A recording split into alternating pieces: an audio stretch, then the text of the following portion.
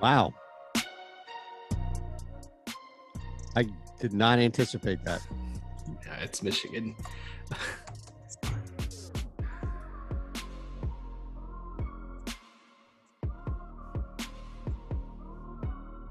Welcome in. Thanks for hanging with us here on the Deeper Dive. That's right, 2 full hours of programming coming your way from the Deeper Dive. Myself, more importantly, Rinpack in the house. Mike Awesemo is producing. Then you've got Live Before Lock with Greg LaMarca coming up an hour from now. So whatever you have, questions, concerns, direction, any thoughts on the slate, we're here for the next hour. Hit that thumbs up button. Make sure you're subscribed as well. We'll tell you all about Prize Picks coming up. Rinpack is in the house, and I just found out that we're miles and miles apart on the map, but we're about 60 degrees apart as well right now, where I sit with Mike in Philly and where you are in the Midwest, man. Yeah, for lack of a better term, it's fucking freezing outside. So it's pretty brutal outside here. Nice. And it is what it is. It's Midwest winter at its finest. So, but more than importantly, 10 games on a Saturday slate. We haven't got this in a while. So we gotta rip through this. We don't have much time. I know. I've been accused of belaboring at times, so we won't do that by any means here with you, my friend. Let's just look at it overall. And you mentioned 10-game slate that we haven't had here in a while. It's been kind of that 5-6 game where we're stretching a little more. So as we bounce around game by game, we'll dive into one of the most popular games right away with the most popular team in the Wizards. But overall, is there anything that, we have some injuries that we're going to keep an eye on later. Is there anything that jumps out at you either individually for this slate with 10 games or just kind of how you approach the larger slate on the night? Yeah, 10 games kind of staggered across the board here. Some injury potential. When there's 10 games, it's just there's so many teams involved. You're just kind of banking on a team to surprise you with news so you can take advantage of it.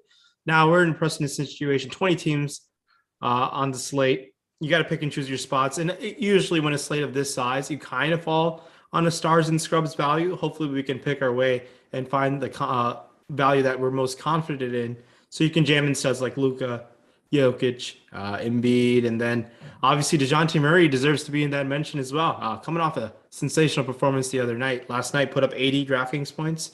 We haven't seen that number from him ever. And that's an amazing performance by the young stud over there in San Antonio. Absolutely, man. So we'll bounce around. And again, as we get news of any injuries on some games, maybe earlier on, we'll definitely hit you with that. Anything on the chat that you see as well. So let's start, man, because you're right. We do have to kind of power through this with the 10 games. And right away, just to kind of look at where we begin with Sacramento in town to the nation's cap there with Washington. Everybody, the field, when you look at our ownership projections for DK, we basically have all 5 guys, 6 technically, Washington Wizards up there, and I'm guesstimating here in the top 10 to 12 slots easily. So Washington is the most popular team by a mile when we look at our ownership projections on DK, Rinpack, and that just begs the question when you look at, and a lot of them are cheaper options, clearly because of minutes and trades that have happened, and no Beal as well. When you look at Washington, do you find yourself over kind of even to the field across the board, or maybe there's one guy that you're even higher to the field on? Yeah, Washington seems like the situation we still can take advantage of. Their prices have gone up a tad bit, but not all that much. But one thing that we got to keep in mind in the front court situation with, I believe they still ruled out Daniel Gafford today. So Yes, he's out. that means we can just go right back to this Washington front court, especially in Thomas Bryant. I know his minutes were limited, but he produced in those minutes we got. If we can get 22 to 26 minutes from him, I like going back to Bryant at that price tag, even at $4,200 on DraftKings. And especially with one spot on FanDuel, I'm a little hesitant. The price has gone up. To play him at center, I don't mind if you fall on him on even at power forward. I know it's not the greatest point per dollar play at this minute, but I do think the upside is there. We've seen the upside from guys like Kuzma, even Rahul Neto when given the minutes. It's the kind of a minute situation. They're grading us as pretty solid value plays. So Kuzma obviously has the highest upside. I have no issue if you fall on a couple Wizards in your lineup on a 10-game slate. I don't think you need to play 4 or 5. Yes, they are shorthanded. You can mix and match up to 3 is my opinion, but especially on DK, those prices are pretty solid over there on FanDuel. Looking at the guys who stick out the most, Kuzma at 7,700. I have no issues going to him.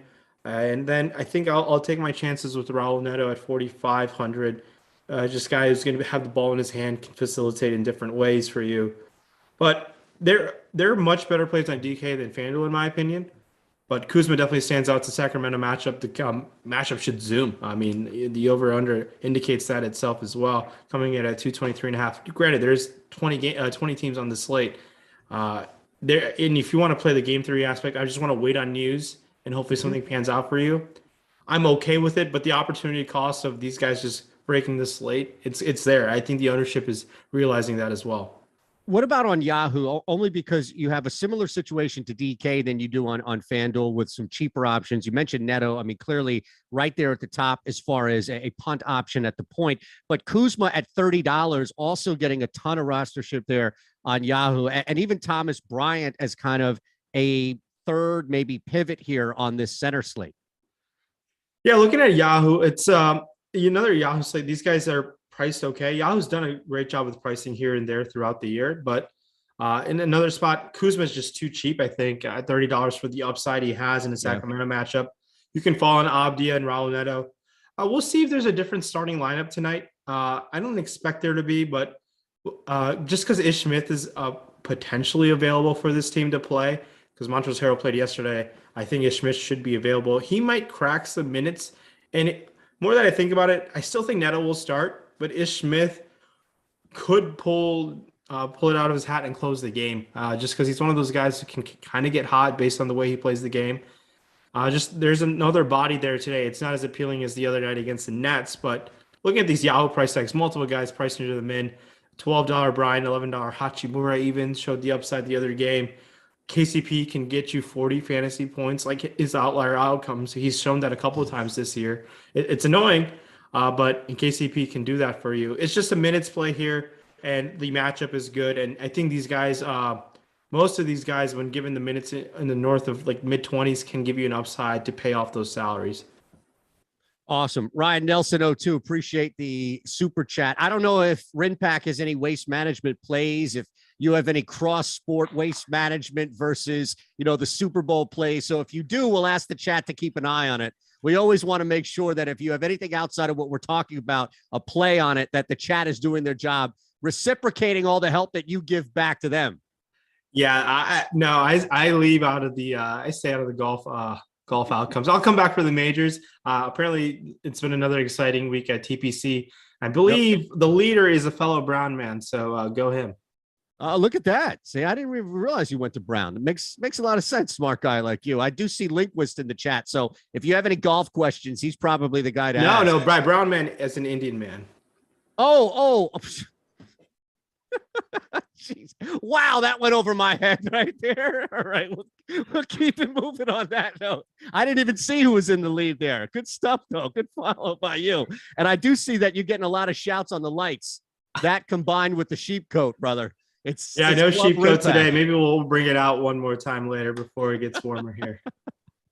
Man, that was great. That was an all-timer missed by me right there. All right. So on Sacramento, on the other side of it, Darren Fox catching a lot, really one of the lone guys catching a lot of ownership, at least a lot compared to everybody else on Sacramento. So as deep as we can get on Washington, I don't even know how much you're scratching the surface with the Kings here.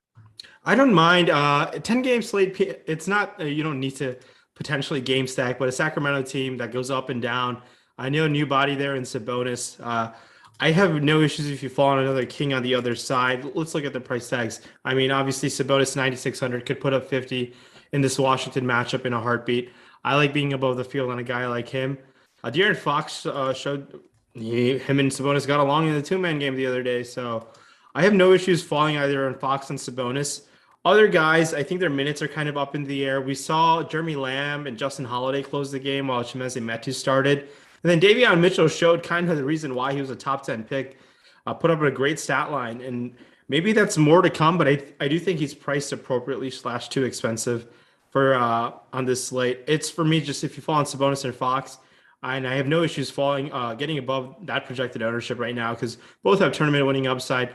5% for Sabonis on Fanduel and sub 10% for Fox on Fanduel. Both exciting for me to be ahead of the field and likewise on DK, both those guys coming in sub 15% owned over there. So like Sabonis and Fox, great game environment. Upside is there to definitely take something down tonight. Anybody else before we move on to that Pelicans game? Barnes, any mention on that? Or you just want to stop with the top two guys? Barnes was great, obviously, last game. He's one of those guys, maybe with this new offense there that they're running, he might spike a new upside there. Keep in mind, nobody healed anymore. They're going to rely on Barnes for the three-point shooting. He's a minutes guy. He's going to get you mid to high 30s minutes, and he does have the upside games in there. Another guy, just because he closed, it's going to be interesting to what even happens with Dante DiVincenzo there, how that affects guys like Jeremy Lamb and Justin Holiday. It's just a little more of a confusing situation in terms of those guys who are going to close. So, and Mo Harkless is also, I believe, questionable. So it could be a crowded situation. So I'm just focusing on the two studs and Fox and Sabonis. I'm pretty confident in those guys to give you, barring any foul trouble or injury, at least 35, 36 minutes, and the upside for mid 40s and 50 plus fantasy points is on the table in a matchup versus Washington. All right, let's move to the Spurs in New Orleans. You mentioned Murray. He is the top owned right now, projected guy, at least on DK, by a little bit, not by a wide margin, but 5%, 6% points over Jokic there as well. So Murray seems to be the highest guy that the field is getting to, about 21% projected ownership on DK. Talked about just the amazing game that he had last time out. You willing to ride that again? So that's one of the things for the longest time, I used to recency bias was a major factor in DFS. Over the years, it's gone down as people have become more data driven. Shout out to Awesemo.com because a lot of people started using them and taking away a lot of biases. But DeJounte Murray, if like we saw 80 points the night before, and I'd say 2016 or 2017, his projected ownership should be double just because he dropped 80 the night before, and people are going to think, oh, he's going to do it again, a type of situation. But that's not the case. He's 10-4. He's expensive, but he's earned every bit of that price tag. 10-6 on FanDuel.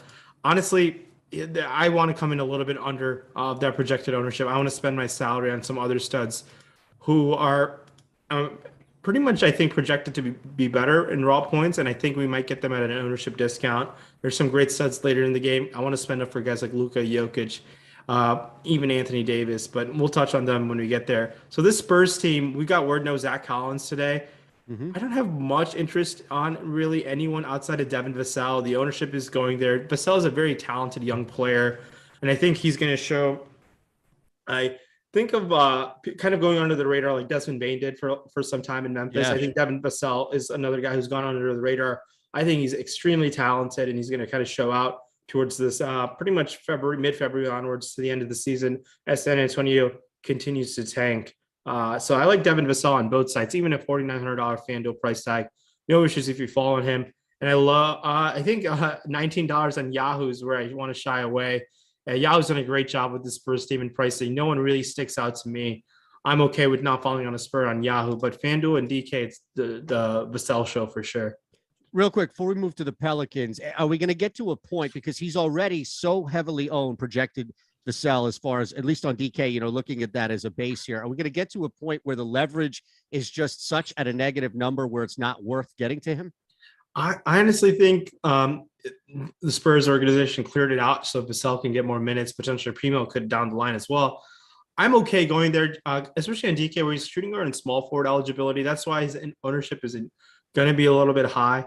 I just think I believe in Vassell in terms of just a prospect, and I'm going to buy into that. I know the leverage is not so great. It's a $4,200 price tag where a bunch of guys are priced around there that can pivot off of him, but I think he's going to pay off the salary by the end of the year. It wouldn't shock me if he's going to price be around Keldon Johnson in the 6K range.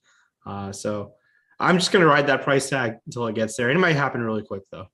All right. That's fine, man. Especially looking at that, not trying to push anything deeper with the Spurs by any means. Now on the flip side here with New Orleans at home, it's going to be Valanciunas, 7,500 on DK, a lot of the field getting to him as far as just maybe a place to start with the popularity. We also have Graham at 5K, who is becoming pretty popular as well. Just last time we ran through that. And then, of course, Ingram, who's sitting below 9K. I don't know how much appeal that has to you, that 8,800 salary, at least on DK. So those three guys, be it Bane, who's just getting looked versus, moving up to Ingram and Valanciunas. Yeah, looking on this side of things, I mean, New Orleans getting new pretty guy who's going to take usage. It's going to be pretty hard to navigate for at least a little time until we get more of a sample size. And I was aggressively targeting CJ McCollum without Dame Lillard. One thing I haven't noticed how much ball handling duty McCollum is getting on this team. And in a San Antonio matchup, San Antonio is not as good as they once were. That's obvious. So I like going to McCollum here. He's probably my favorite Pelican to target. Valanciunas' price has fallen so much on Fanduel at $6,900.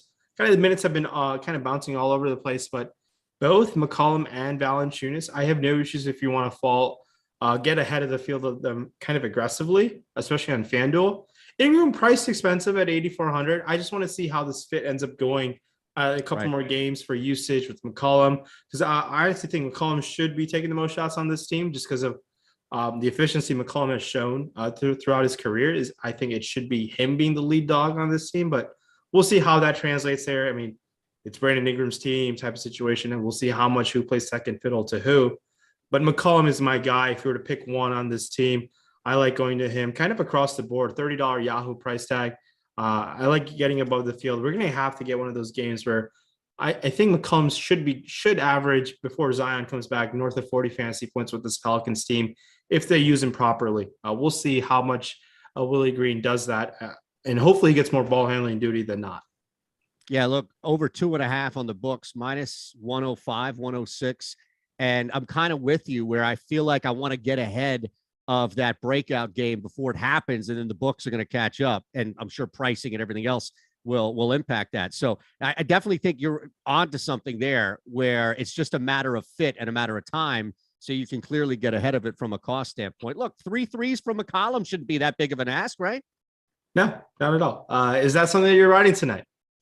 I am now. After you laid that out, yes, I have a couple that I'm locked in. We haven't got to any yet. Now we have so much that I didn't want to dominate with my stupid 3+3s, but that's one that I will play after hearing your analysis and kind of agreeing with where you're going, getting ahead of that McCollum game from a volume standpoint. We saw it in Portland, but he did have Powell, he did have Simons, he had other guys who could take shots away. I don't know how that plays out, but I'm with you where it should be more McCollum than not. So yes, Rinpack, I'm in over 2.5 threes at minus 106 on the books there. All right. So beyond that, I think if you wanted to find a cheap option, we did mention as far as earlier Bane there at not Bane, I'm sorry, Graham, pardon me. I don't know if there was anybody else that you were looking at. Grant, yeah, at 5K, Fields likes him too. Devontae Graham is a long shot tournament option in my opinion. He's 5K. The guy who can shoots a bunch of threes. So we get the 3-point bonus. Look, he doesn't grade out as a great point per dollar play, but it's just like you're hoping that he has that spiked up 3-point upside game. We haven't seen it that much happen, but he has that in his bag where he's going to shoot a bunch from the outside and you hope you get enough to get you there type of situation. By no means do I have the confidence in going to Graham, but if I fall on a few percent around the field is fine. It's something that I'm aggressively trying to get above the field. A guy like Devontae Graham. All right, so let's move to Memphis, and that's where the mistake was looking at the next squad there. But it's not just, one or two guys here. I don't know how you're approaching everything. Honestly, Jaren Jackson is catching some ownership here at 7,200 at that 4-5 slot there for the most part, at least on DK. So how you're looking at DraftKings or even FanDuel, especially Yahoo as well, Rinpack, from kind of this Memphis angle. Yeah, so playing the Charlotte Hornets is kind of been the course field of NBA DFS. Everyone seems to have a great game in the fantasy perspective, kind of across the board. It feels like, barring any blowout. I mean, last night the game put up 260 points, pretty insane between the Hornets and Pistons. But in this game, we have a 239 and a half over under. So fantasy point goodness for sure. This is probably my favorite game to target on the slate. And yes, you're going to have to pay up for nice things. I mean, there's John Morant, there's Jaren Jackson Jr., there's Desmond Bane. Those are the three dogs I have interest in. And that's kind of their big three right now. And rightfully so. I have no issues if you pinpoint to one of those guys I don't get above the field on. And the field isn't really doing so. So I have no issues if you want to go above there. Keep in mind this game can zoom, and it's there are those games where the backup Memphis guys just take over the game and kind of separate the field. We've seen their second unit, they're pretty deep, and their second unit can do some damage as well. To pinpoint myself to have the most confidence in, we've seen those random Brandon Clark games. I don't know if it's going to be a Brandon Clark type of situation in this type of game environment. It wouldn't shock me if it's a DeAnthony Melton game where he can pick up steals and blocks, especially steals on FanDuel. Melton checks in at that $5,500 price tag. It's not a good play on the surface. You're just trying to spike an upside. And when the game is moving like this, it's just like tough not to pinpoint those big three guys. Those are my priority on Memphis, getting above the field on Morant, Jackson, and Bane. I think it would be Bane, then Morant, then Jackson in that order, just because Jaren Jackson Jr. can pick up 3 first-quarter fouls. He's got a lot better of that, and that's why he's playing more minutes. But my preference is Bane, Morant, and Jaren Jackson Jr. I have no issues if you want to get way above the field on this Memphis team against Charlotte on a back-to-back. Yeah, I love taking advantage of Charlotte. Absolutely. Especially as you mentioned on the back-to-back.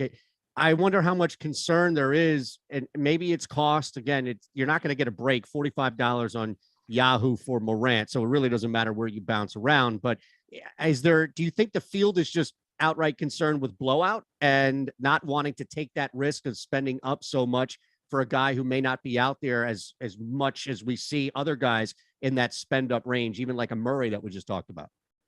Yeah, that's an interesting standpoint. That's just why it makes John Morant an excellent pivot off of the spend up guys. It's just, I'm just kind of just targeting the game environment, the total that presented, and the ownership. I don't think is really doing that. A lot of people are like, we got a lot of period where Morant without all these guys for some time. I know you're paying for John Morant when he's the most expensive, and something I shy away from. But we're only going to get to play Charlotte once for this Memphis team, and I might as well take advantage of it that one time we get it, right? Yep. Fair enough. All right, so let's move to the other side here. I'm done with Terry Rozier 3 props for a little bit. Like Anthony Edwards, I've cooled off, but I found another target to attack in this specific game on that side, especially for plus money. So I'm already locked in there. I'll save that for the end, though. But let's look at it. If it's Ball, Rozier, again, from a DFS standpoint, you mentioned that high total, and there's going to be a lot of out there. But also from that second unit standpoint, looking at it just as far as where guys are popping up from an ownership standpoint, Ball, Rozier, they're pretty much at the top, especially on Yahoo. So I don't know how much you're looking to get to these guys specifically with workable prices, but also that super high total. Yeah, LaMelo Ball and Terry Rozier took won a lot of people a lot of money last night. They balled out last night, and I have no issues going right back to them in this situation. I know it's a back-to-back, especially going to Ball and Rozier on FanDuel as their prices really didn't change. Our tools, all our data love this team yet again. We might as well just ride the wave. There's no reason to back away from this situation. Just ride the wave with LaMelo Ball, Terry Rozier, and let's have some fun, I guess. I mean, these guys are excellent plays. The game environment's there. That's why I want to target this game and just get an upside from potentially even Miles Bridges coming in at 8K. We saw Montrezl Harrell do damage against the Pistons. Everyone does damage against the Pistons, but he's there getting the work in. The guy who kind of took a hit, and someone who we can, I think, be willing to take a little bit of a stand above the field is Kelly Oubre at 6,400. Yeah.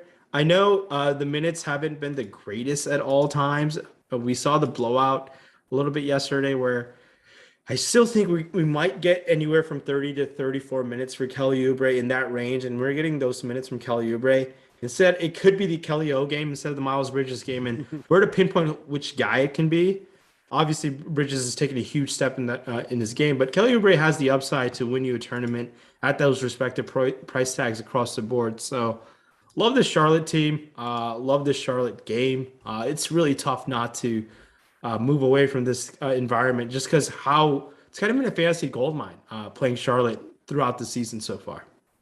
I know it, man. And from the other side of it, the books have clearly caught up with Rozier, but I can go over 2.5 threes for LaMelo tonight at plus 106 for a guy who has I don't need him to go 7 of 10 or, 5 of 9 to go 3 with the volume that he's had just from 3. And look, I think we can anticipate, as you've laid out here, that this is going to be another high-scoring, high-total game. So you're not going to get any break on Rozier. Like, you're not going to get anything there juice to the other end of it. Bill LaMelo, though, on the other hand, over 2.5 at plus 106. Locked in, Rinpack. Yeah, I think that's a fine option to consider. The minutes should be there. They play a tight rotation. Another thing, what helps LaMelo Ball and Terry Rozier is they don't have a true backup point guard. I thought James Bouknight might get some backup point guard minutes. That still might happen. They did spend some significant draft capital, but the non-LaMelo Ball point guard minutes could be a combination of Rozier. We've seen Kelly O also do some ball handling duty here and there in the second unit. So that just helps the whole team that they don't have a backup point guard. And that's why I have no issues if you go to LaMelo Ball at that situation. Just the ball's going to be in his hands. And in this game environment, 240 total, which is insane. You can definitely fall into that upside for those for that 3-point prop. Hate to say it, but this next game may be one to avoid more often than not. It's a lower total, but we'll see. There's some big names in it as well. And one big name that you ain't going to see is James Harden. So put that aside by all means. Sixers host the Cavs. Let's start with Cleveland as far as being a tight dog on the road. Again, Philly down a couple of guys as well. Yeah, let's look at it. It's just an ugly game. I mean, it's not that exciting. The Vegas total isn't there, but guys, you have the upside. When there's a low total type of situation, I just look at studs to target. Or does anyone in this Cleveland team have the upside to win you a tournament? The one guy I think you could go to just because he's going to have to stay on the court to kind of body up Embiid, but Embiid has made Jared Allen his kind of his toys in the years past. I was going to say another word, but Jared Allen, 8,100, the guy can get you 40 plus fantasy points at 7,600 power forward center on Fanduel. He's the only guy that sticks out to me just because they're, I think, going to be a little cautious with Garland. He's with the back soreness being there. Now, Karis LeVert's also there to take away some usage from him. So the Garland upside days is still going to be happening, but he's just like dealing with this injury. Karis LeVert is there. I'll just go back to the front court, and I think Jared Allen makes some sense to target in this situation. Yeah, and we can kind of move to the other side here as well, unless there was anybody else that you wanted to target kind of on the bottom with the Cavs. But I don't know.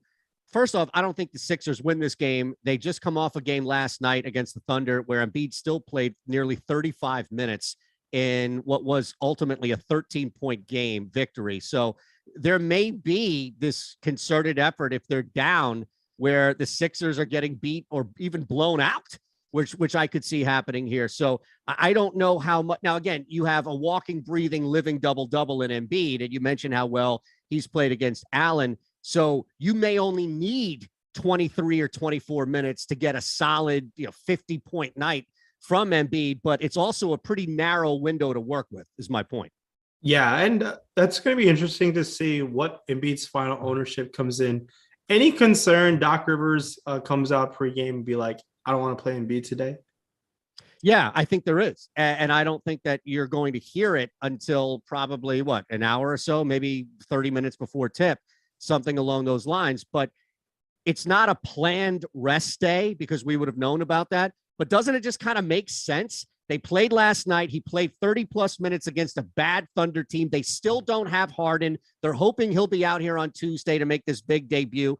I'm thinking they'll kind of have their cake and eat it too and play him limited minutes, but I wouldn't be shocked at all if he was a healthy scratch a half hour before tip. Yeah, that's my only concern, just because Doc Rivers can do that on this type of situation. And they don't want to risk anything as James Harden comes into town. They want that duo to be all systems go. That's my only concern. But look, Embiid has been an absolute MVP stud.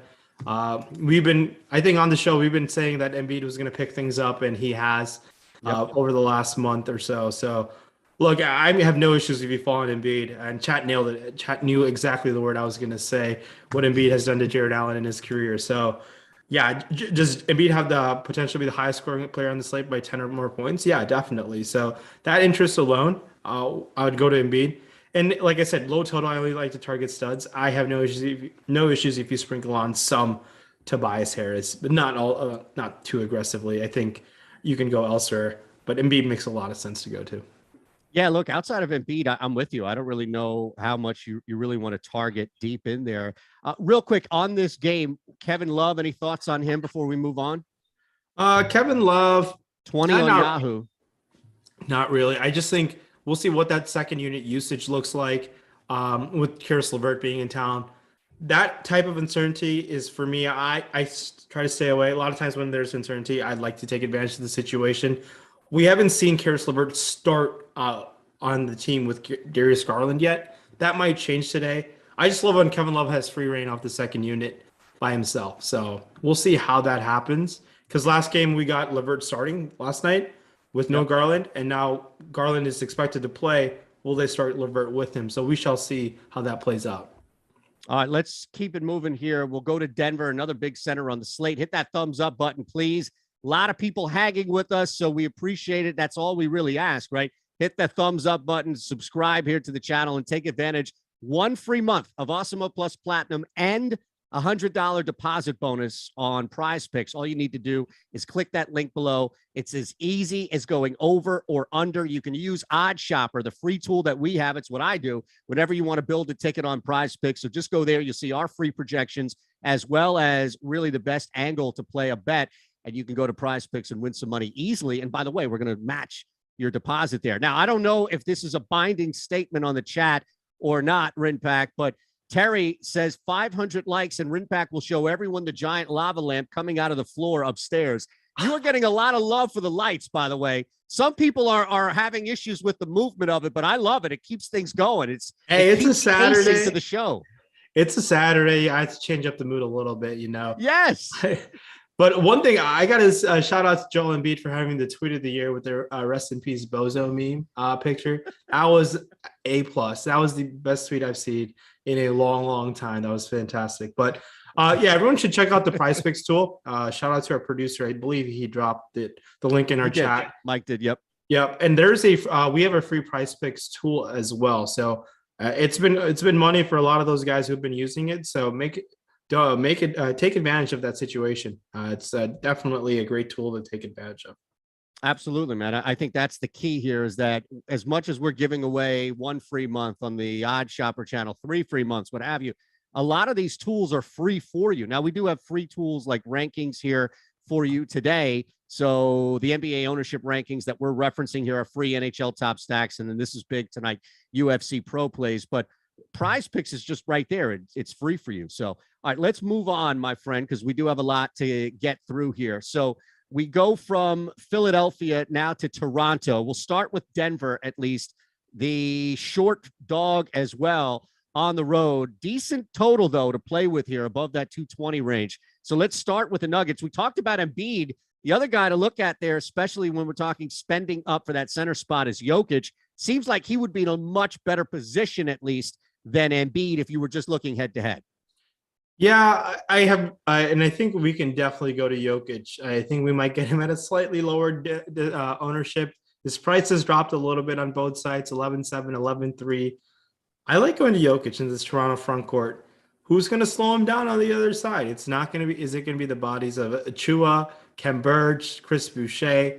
Jokic should eat. I love going to Jokic, and I think our tools indicating that with that projected ownership, I like getting above the field on a guy like Nikola Jokic tonight.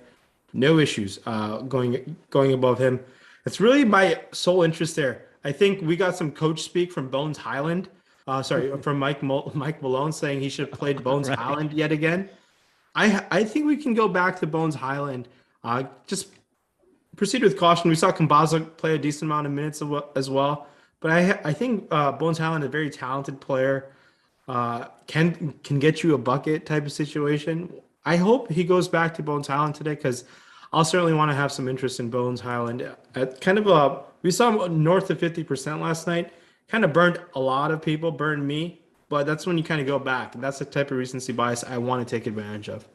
He's got a lot of ownership coming. 24% looks like they're expected on DK. So maybe a little easier to work with. And I don't know how he changes across the board here. You mentioned Campazzo as well, but both guys dip significantly when you look at FanDuel and then just checking Yahoo there as well. So I don't know if site to site it matters as much, but it looks like from an ownership standpoint, you could have a little more leverage outside of DK with those two guys. Yeah, I think so. And in this type of situation against Toronto, I mean, Toronto, on the other side, we'll get there. But yeah, I think just getting above the field on those guys, I think can definitely carry your lineups and just filling in terms of, especially Bones Highland with that value, he has the upside to kind of not break the slate at 25%, but you'll be upset if you don't have him when he has a really good game. Gordon, Barton, anybody else that you have interest in? Nah, not really. I think we've touched on a lot of guys around that price tag, especially the Memphis and Charlotte game. I mean, yeah, those guys are just primed for great upside, and even the Washington Sacramento game. So it makes a lot of sense to go to them instead of guys like Barton and Gordon, where Jokic is just like the core of this team so much, where the ball should touch Jokic every single possession. All right. So on the other side now, and this is what we talked about getting to Toronto here. So I'll let you start. I was looking at one 3-point prop. I'm not convinced yet. So maybe in your own analysis, like we did earlier, you'll say something that will push me over the edge here, but I don't want to lead the witness by any means. So I'll let you take it away with Toronto.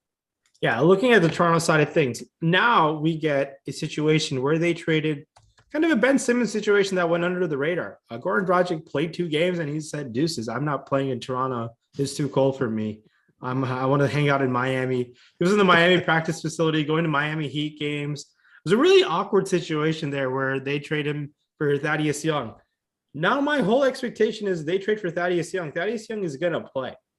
He's going to have to play some minutes on this kind of – the depth on this Toronto team is pretty kind of bad. And I think Thad Young immediately becomes their best overall player off their bench right off the bat. So in terms of like shown proven career success, that's Thad Young there. He's been playing basketball for a long time. So that's my only concern and like what happens in the second unit. But Nick Nurse is going to play these guys high 30s minutes, sometimes even 40 minutes. So you're going to have interest in any of these guys when they play so many minutes.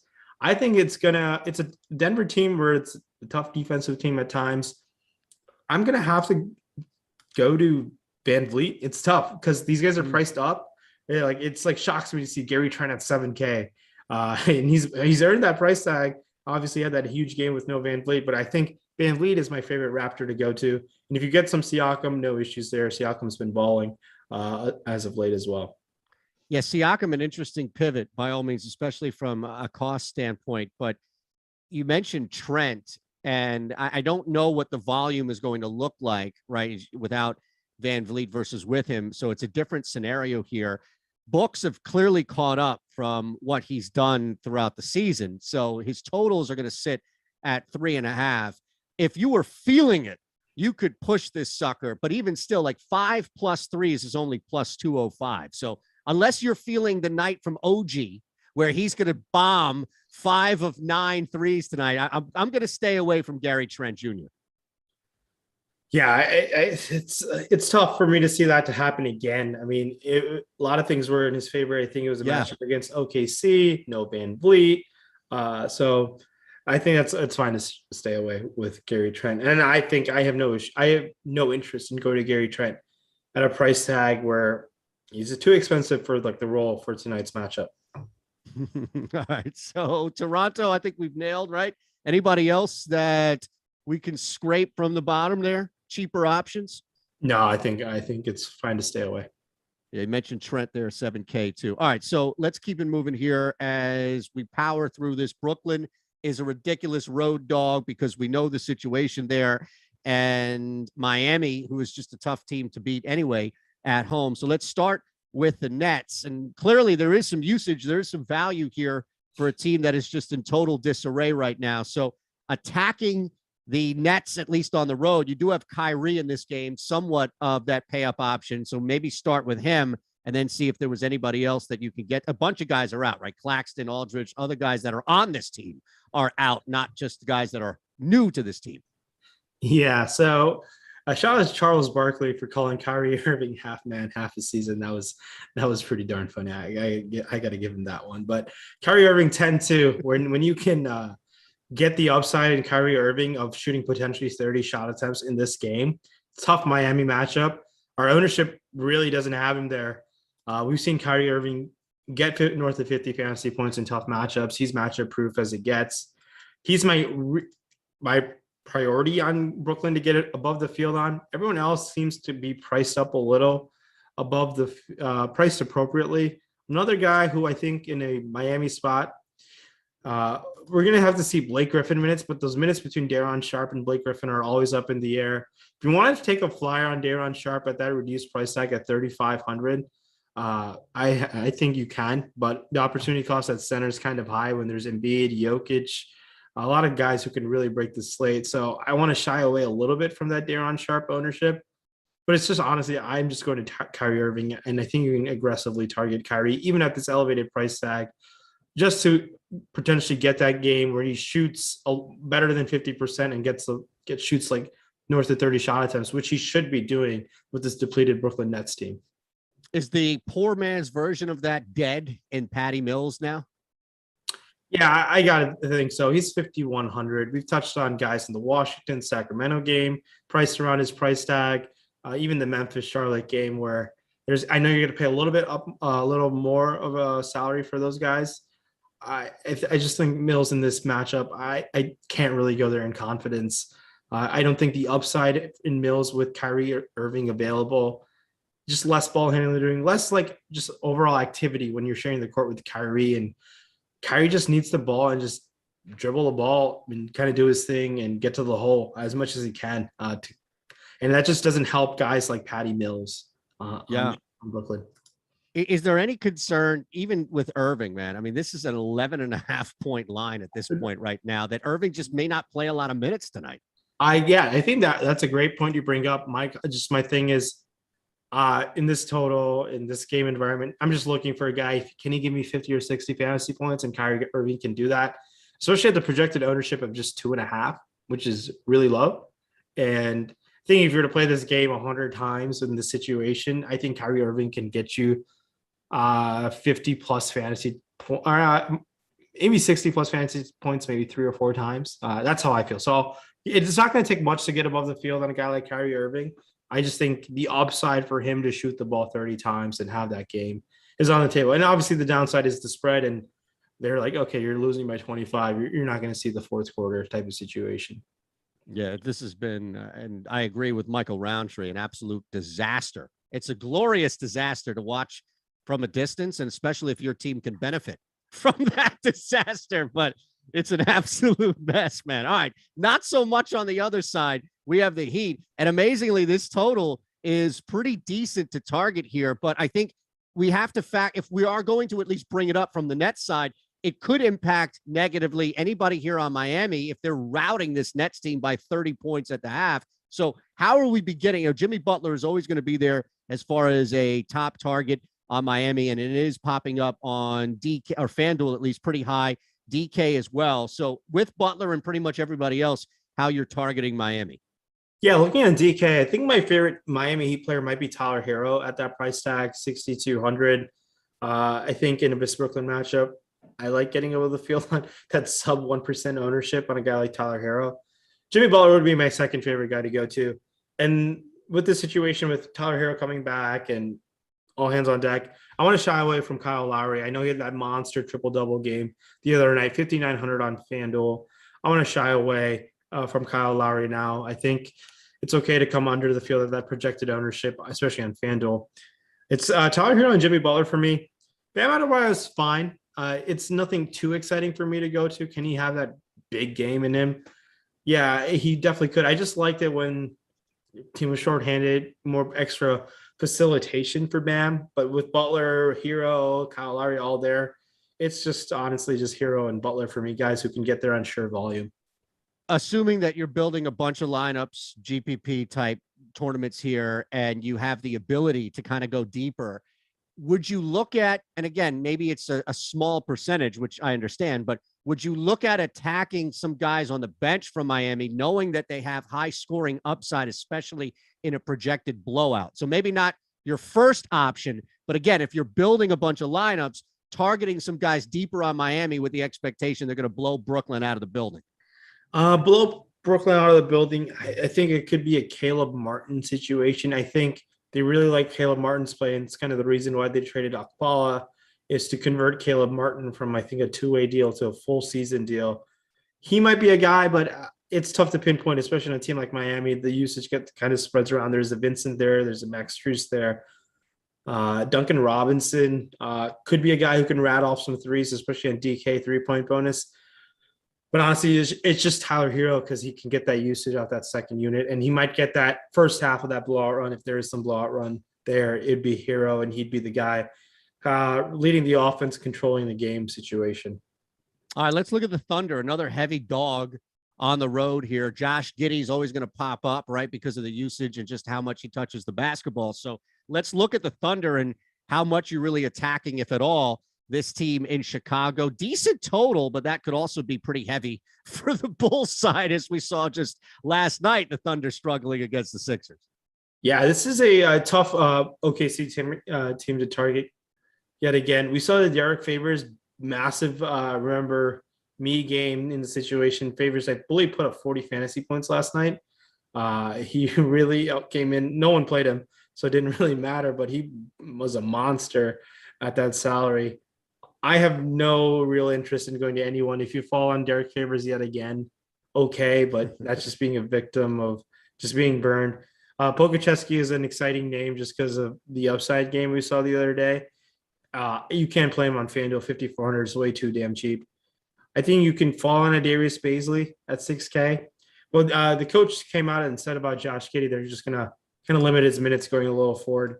He's never played this many minutes in his life, so I think he's not hitting a rookie wall type of situation. They're just kind of load managing him right now. I think he's 18 or 19 years old. So I just want to stay away from this OKC team. I have no interest in anyone really getting aggressively above the field on. Yeah, it's hard for me to think that that's not coincidental with Giddey and everybody, except for one kid, of course, being out of the NBA Rookie of the Year running. Giddey knows he's not going to hit that contract bonus. So maybe he does sit on an absolutely miserable team a little more. I don't know. That's just the conspiracy theorist in me. All right, so let's not belabor this here. OKC team by any means. Flip side, though, and again, depending on how narrow of a window we have with Bulls starters before this thing gets out of hand, how are you targeting Chicago? Levine, we're still, waiting, but with DeRozan, Vooch, you do have some guys you can target that can put up some big numbers. It's just how fast they get up and ahead of OKC. Yeah, this could be like one of those. We saw OKC lose by, I believe, like 50 points to Memphis earlier in the season.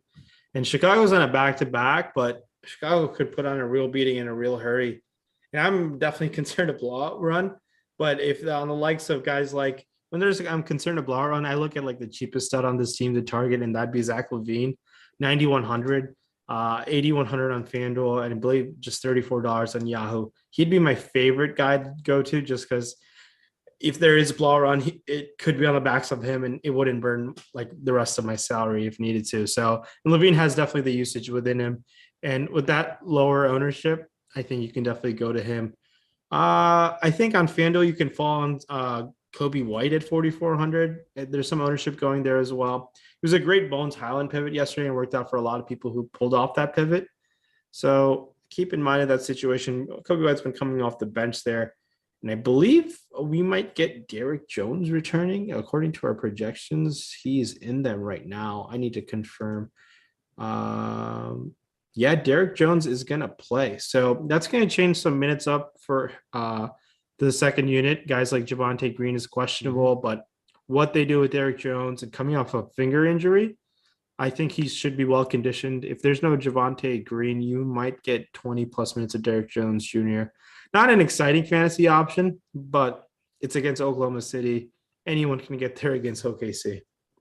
So on the way out of here for Chicago, you mentioned Green. If he plays, again, maybe this is just the blowout factor, but if you're going deeper lineups here, a bunch of rosters that you're creating, can you get to Green if he plays?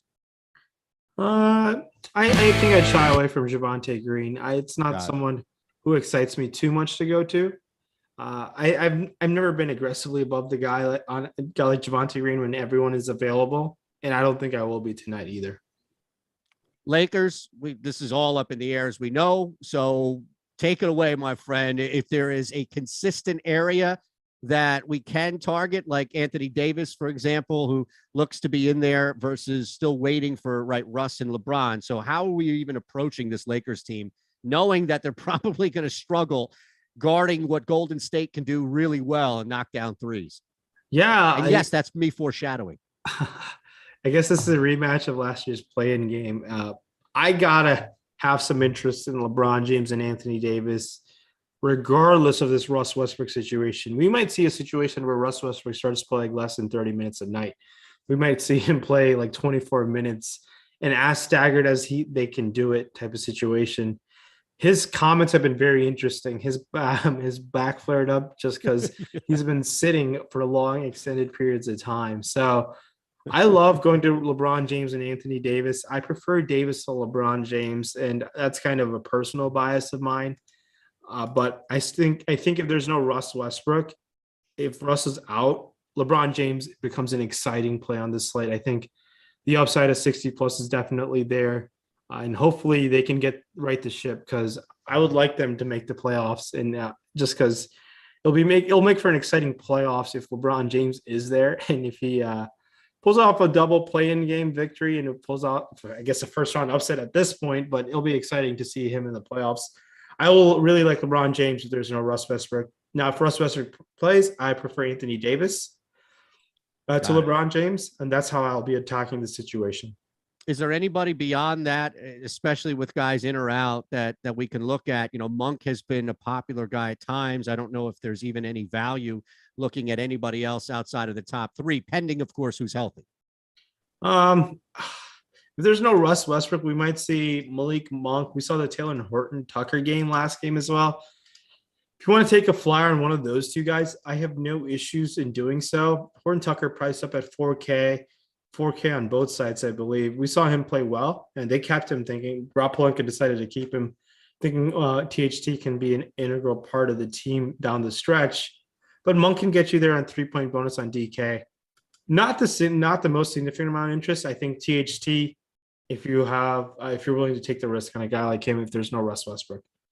All right, hit that thumbs up button. Live before lock coming your way in about 7 minutes, and we'll power through these last 5 teams, 2 games, and the Warriors here that we still have to get to. Greg, Matt coming your way in 7 minutes. So please, if you haven't already, hit that thumbs up button. We don't ask much. We're even giving you a free month of Awesemo Plus Platinum and a $100 match on your deposit bonus at Prize Picks. Warriors, they should be, whoever's healthy or not for the Lakers, they struggle defending the perimeter, especially against 3-point shots. This should be a pretty easy night, at least to get up some shots from the outside for the Warriors. Decent home favorite as well. We've got Steph, Clay, the All-Star, and AW. How are we beginning this thing? It's an interesting situation here. This Steph Curry really misses Draymond Green. Just Draymond Green just makes Steph Curry's life so much easier getting open looks. And I want to shy away from Steph Curry at 10-3, but the upside of him burning me is definitely on the table if he has one of those vintage Saturday night ABC games. I think his one of his best games he ever had was on Saturday night against OKC in 2016. I think he pulls up from like 45 feet in overtime. I forget, but he's someone who can definitely break the slate at that price tag. Andrew Wiggins, 6,200. I think you can be with the field with him just because it's a minutes play. They're going to need him. Granted, there are much better value plays on the slate and guys have a better upside at that salary, but you're just looking – if you're looking for the last guy in and if you fall on Wiggins, I wouldn't fault you there. Klay Thompson now playing 30 minutes. I think Klay Thompson playing 30 minutes, you can play him on DK where you get the 3-point bonus. That significantly helps a guy like him. Outside of that, I want to stay away from this team. I have no real interest in going to anybody. It's if you fall on my preference on DK would go honestly it'd go Klay, Wiggins, and then Steph. Okay. Fanduel, it's gonna have to be Steph, Wiggins, then Klay. I'm with you on the Steph concern. I took the angle that this team should be able to have an easier time, especially anybody who's been struggling to either get volume up or just knock down shots, Wiggins, Thompson, respectively. So put a full unit, 4+ made threes for Thompson at +160, put a half unit Wiggins +540 at 4+ made threes, because I think this is the game where we will see that increased volume again from Wiggins because you can shoot against the Lakers. So those are my final 2-3 plays for you, Rinpack. Yeah, I think those are the type of guys you want to take a stand with, and I have no issues if you're doing so tonight with those type of guys. Buy into the national TV narrative, have some fun with it. Why not, right? And we'll be watching anyway. All right, Clippers at Dallas. Why don't you hit us with the Clippers first? Yeah, another Clippers situation now that they've played a week with guys like Norm Powell and Robert Covington there. It's still kind of a mess here in the Clippers situation. In a Dallas spot, we'll talk about the same Dallas matchup, but Reggie, and I think if you want to play a Clipper today, it's got to be Reggie Jackson at 5,700. I have no interest in going to this Clippers team, but if there's one to go to, it's Reggie Jackson. Norm Powell's priced a little too expensive right now, but this Clippers team kind of is gross to go to. I have no real interest, honestly, in targeting Clipper tonight. Fine, fair enough. It works out perfectly with us running out of time. So we can get to Dallas on that side. As you hinted, there's a little more here with the Mavs. Yeah, looking at the Dallas side of things, it's Luca Doncic versus the Clippers. I believe 7 of his nine best scoring games have happened against Dallas. He has it outright to just kill this team. Luca Doncic is probably one of my favorite spend-up options, kind of across the board.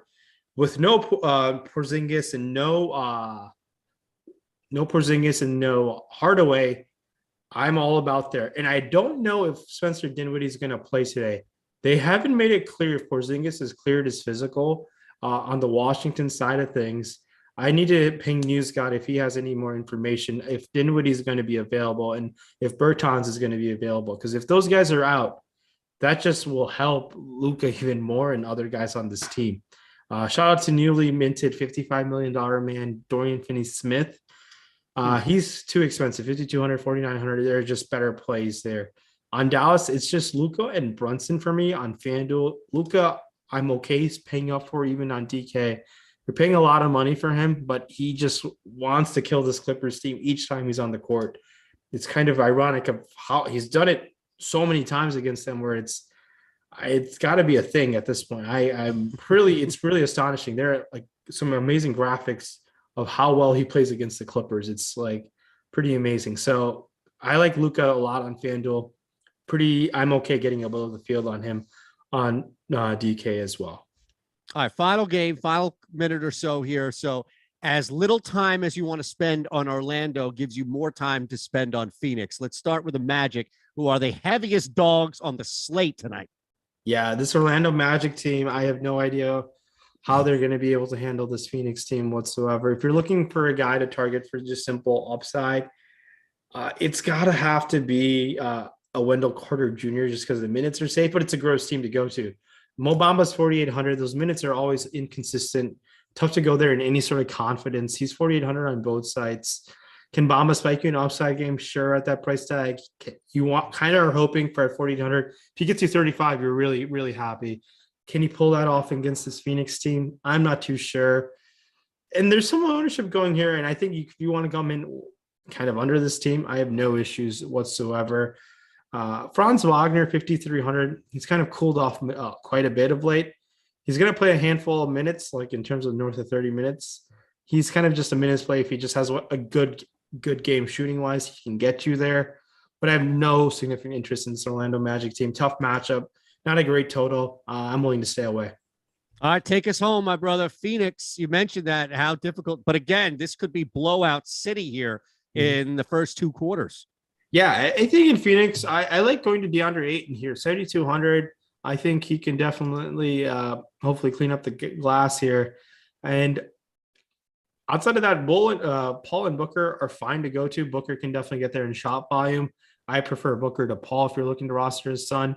I think the savings are nice, and Booker can definitely get you there in just shooting volume alone in 3 quarters. I don't mind if you fall on a McGee in some blowout run. Torrey Craig should be available to play there, so it might affect the minutes of guys like Crowder, Cam Johnson in the second unit, even Mikal Bridges, because Torrey Craig just feeling that Suns rotation that he did down the stretch in the playoffs could definitely happen down the stretch here as well. I love Saturdays, by the way, because you take so many liberties here that are just paying off exponentially. And I'm not even talking about your DFS picks. The coat, the lights, club rent pack is in effect. You have set the bar so high that you have to combine both next week. You know that, right? All right, we got to do it, but the likes are not high enough. If you get enough likes to close out this show, I might have to pull that off. Absolutely. That's a great point. Yeah. 328 for the 1,800 plus going on here. Rinpack just spent an hour with you going through every single game on the slate, 20 teams, 10 games. Yeah. You've got Greg and LaMarca coming up. Don't get me wrong. Hit the thumbs up button for them as well. But my goodness, with the lights on behind him, no distractions. That's pretty impressive, brother. Appreciate that. Another fun Saturday slate, and I hope everyone enjoys the Super Bowl. Rams by 3 touchdowns. Go Rams. Wow. Is that an alternate spread you laid? I might have, yeah. Look at that. All right, take us out, Mike. Look at that. Love it. Have a great night. As Rinpack said, enjoy the games tonight. Enjoy the Super Bowl.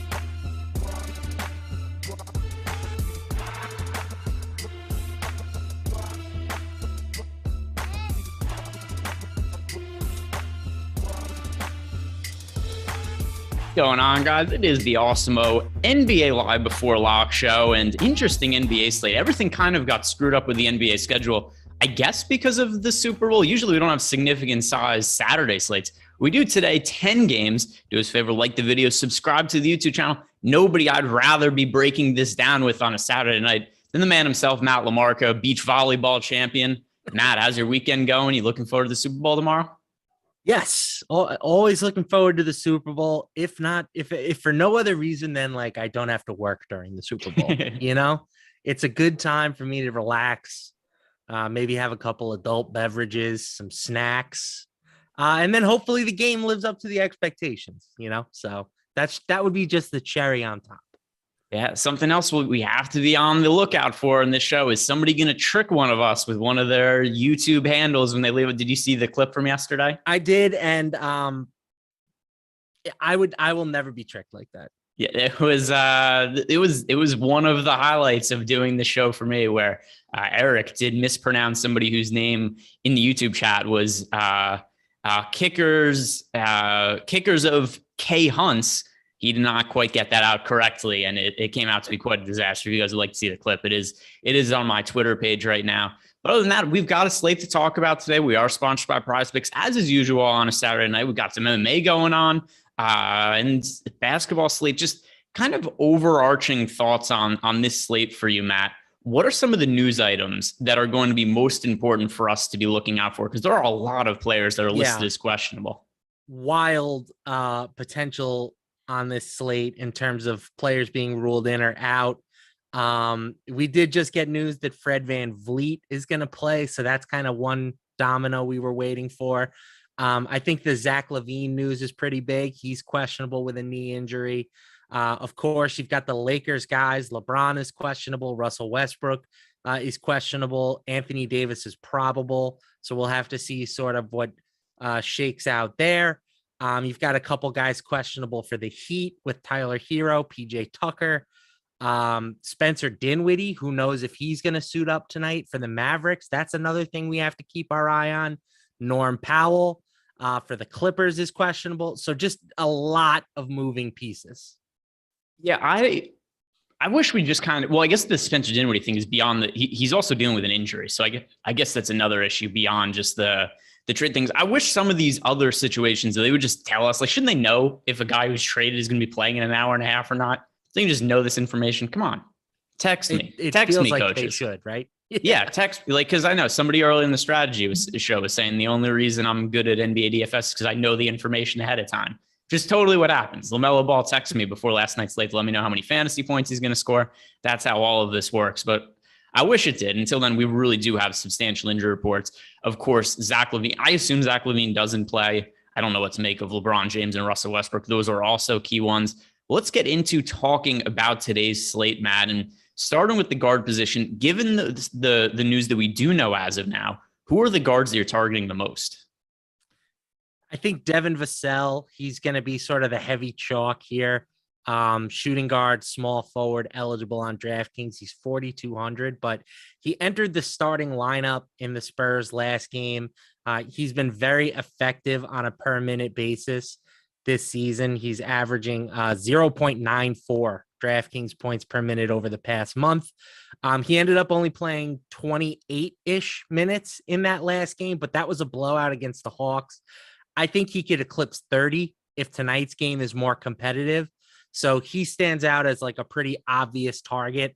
It is worth noting, not a terrible leverage score in the boom bust tool. We have him projected for just a 17.6% optimal lineup rate, which is nearly half of his projected ownership. But I still think it's a guy that I'm planning on being on overweight too. Am I blurry? I know this is random, but I got a couple tweets about it. Is my picture okay, Mike? You look good to me. It might be my picture. My camera does some weird focusing stuff from time. Yeah, but it was directed at me. So whatever. I think it was maybe there was an issue at one point. Here's something I'm really focused on for right now, because I think this is a pretty important talking point for this slate. Yesterday, the chalk of the slate, or one of the chalk plays on the slate, beyond Vassell, was Bones Highland. He started for the Denver Nuggets last night with Monty Morris out. He ends up being the chalk play for whatever reason, just the way the rotation shook out. Campazzo played well off the bench. Campazzo ended up playing the bulk of the minutes off the bench, considering his salary on FanDuel and DK. I still think Campazzo is somebody to get to. But how do you feel about going back to Bones Highland as kind of like the day after chalk play? Because all the reasons we would have liked Bones Highland yesterday, I feel like we should like him again today. I assume he starts. Once again, Monty Morris is out. Do you think that he could play the bulk of the minutes at point guard again? Because I don't think the plan was to play Campazzo big minutes yesterday. I just think it happened because he played well. So I like both of those guys. I think having exposure to both makes sense, especially since Highland has the dual eligibility, point guard, shooting guard. I still expect Campazzo to see more minutes than Bones in this game, even if he comes off the bench again. I just think they kind of like and trust Campazzo. But Highland is just excellent on a per minute basis. He's 0.96 for the season, 1.06 fantasy points per minute over the past month. So even if Bones sees like 22-ish minutes, which I think is a pretty fair projection for a starter, he can pay off 3,500. I just feel like Campazzo is a bit safer at 3K. He may not have the same ceiling, but I feel pretty good that he's going to get us to where we need to be when all is said and done. Yeah, so I have more exposure to Campazzo just because he's cheaper. To me, that in itself is enough reason to get to him. But I'm still on Bones Highland as well. Highland has picked up a little bit of ownership from this morning. This morning, he looked like somebody who's going to be kind of unowned when I did the strategy show. But now we've got Bones Highland and Campazzo both expected to pick up some ownership. I'm on both as well, a little bit higher on Campazzo just because of the price difference. But I do think it's kind of a key talking point.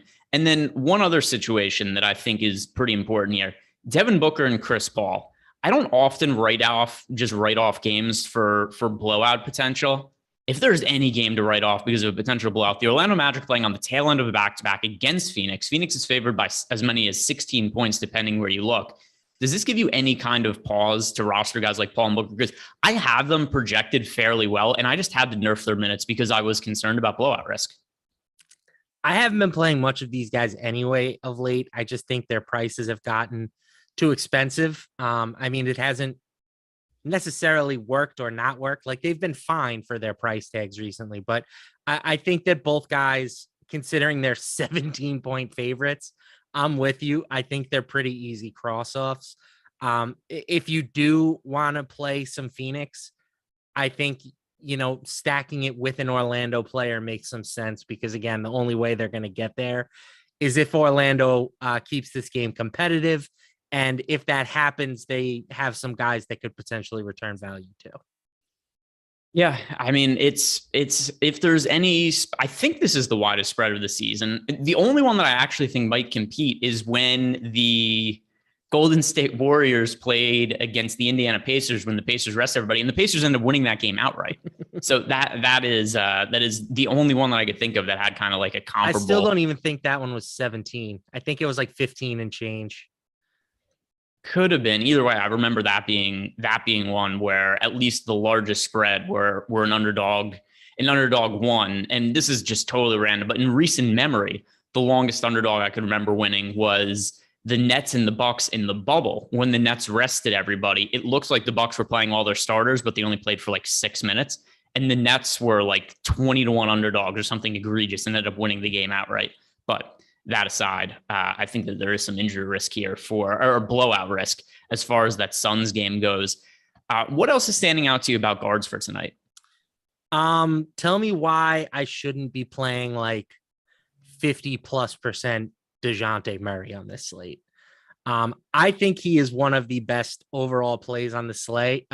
He's catching ownership, but it's only like 21%. The guy is having an incredible season, and his numbers in games without Derrick White this year have been excellent. You got a game with the second highest total on the slate. New Orleans is not a team that you need to be afraid of. I think that DeJounte Murray is probably my top overall play on the slate from a pay up perspective.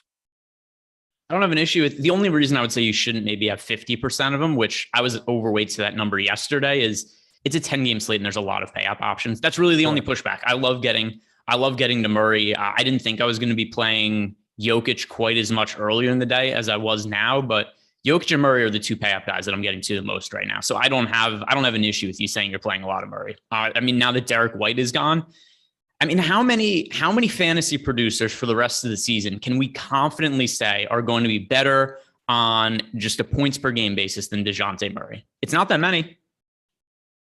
I would say, yeah, you've got Luca, you've got Joel, you've got Nikola Jokic, who are all available today.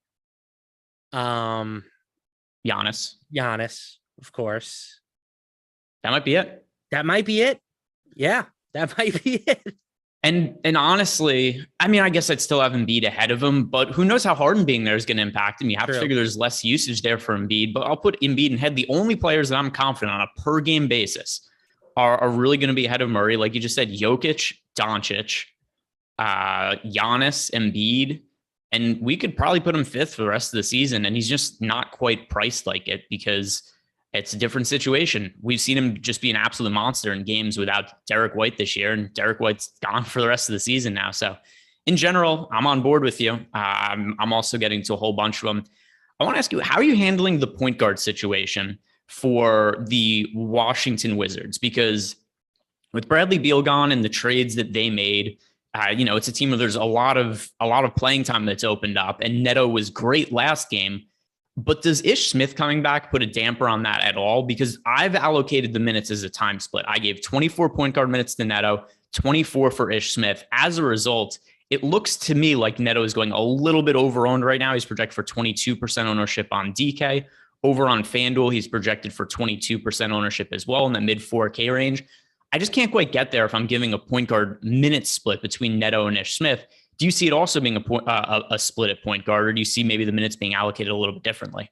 For sure. I think Smith gets into the rotation today. I mean, they've already said he's going to play.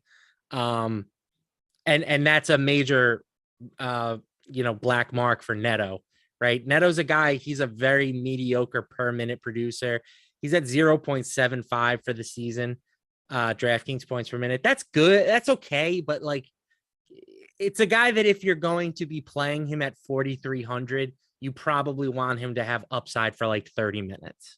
And I don't necessarily think he has that today. I think he stays under 30 minutes.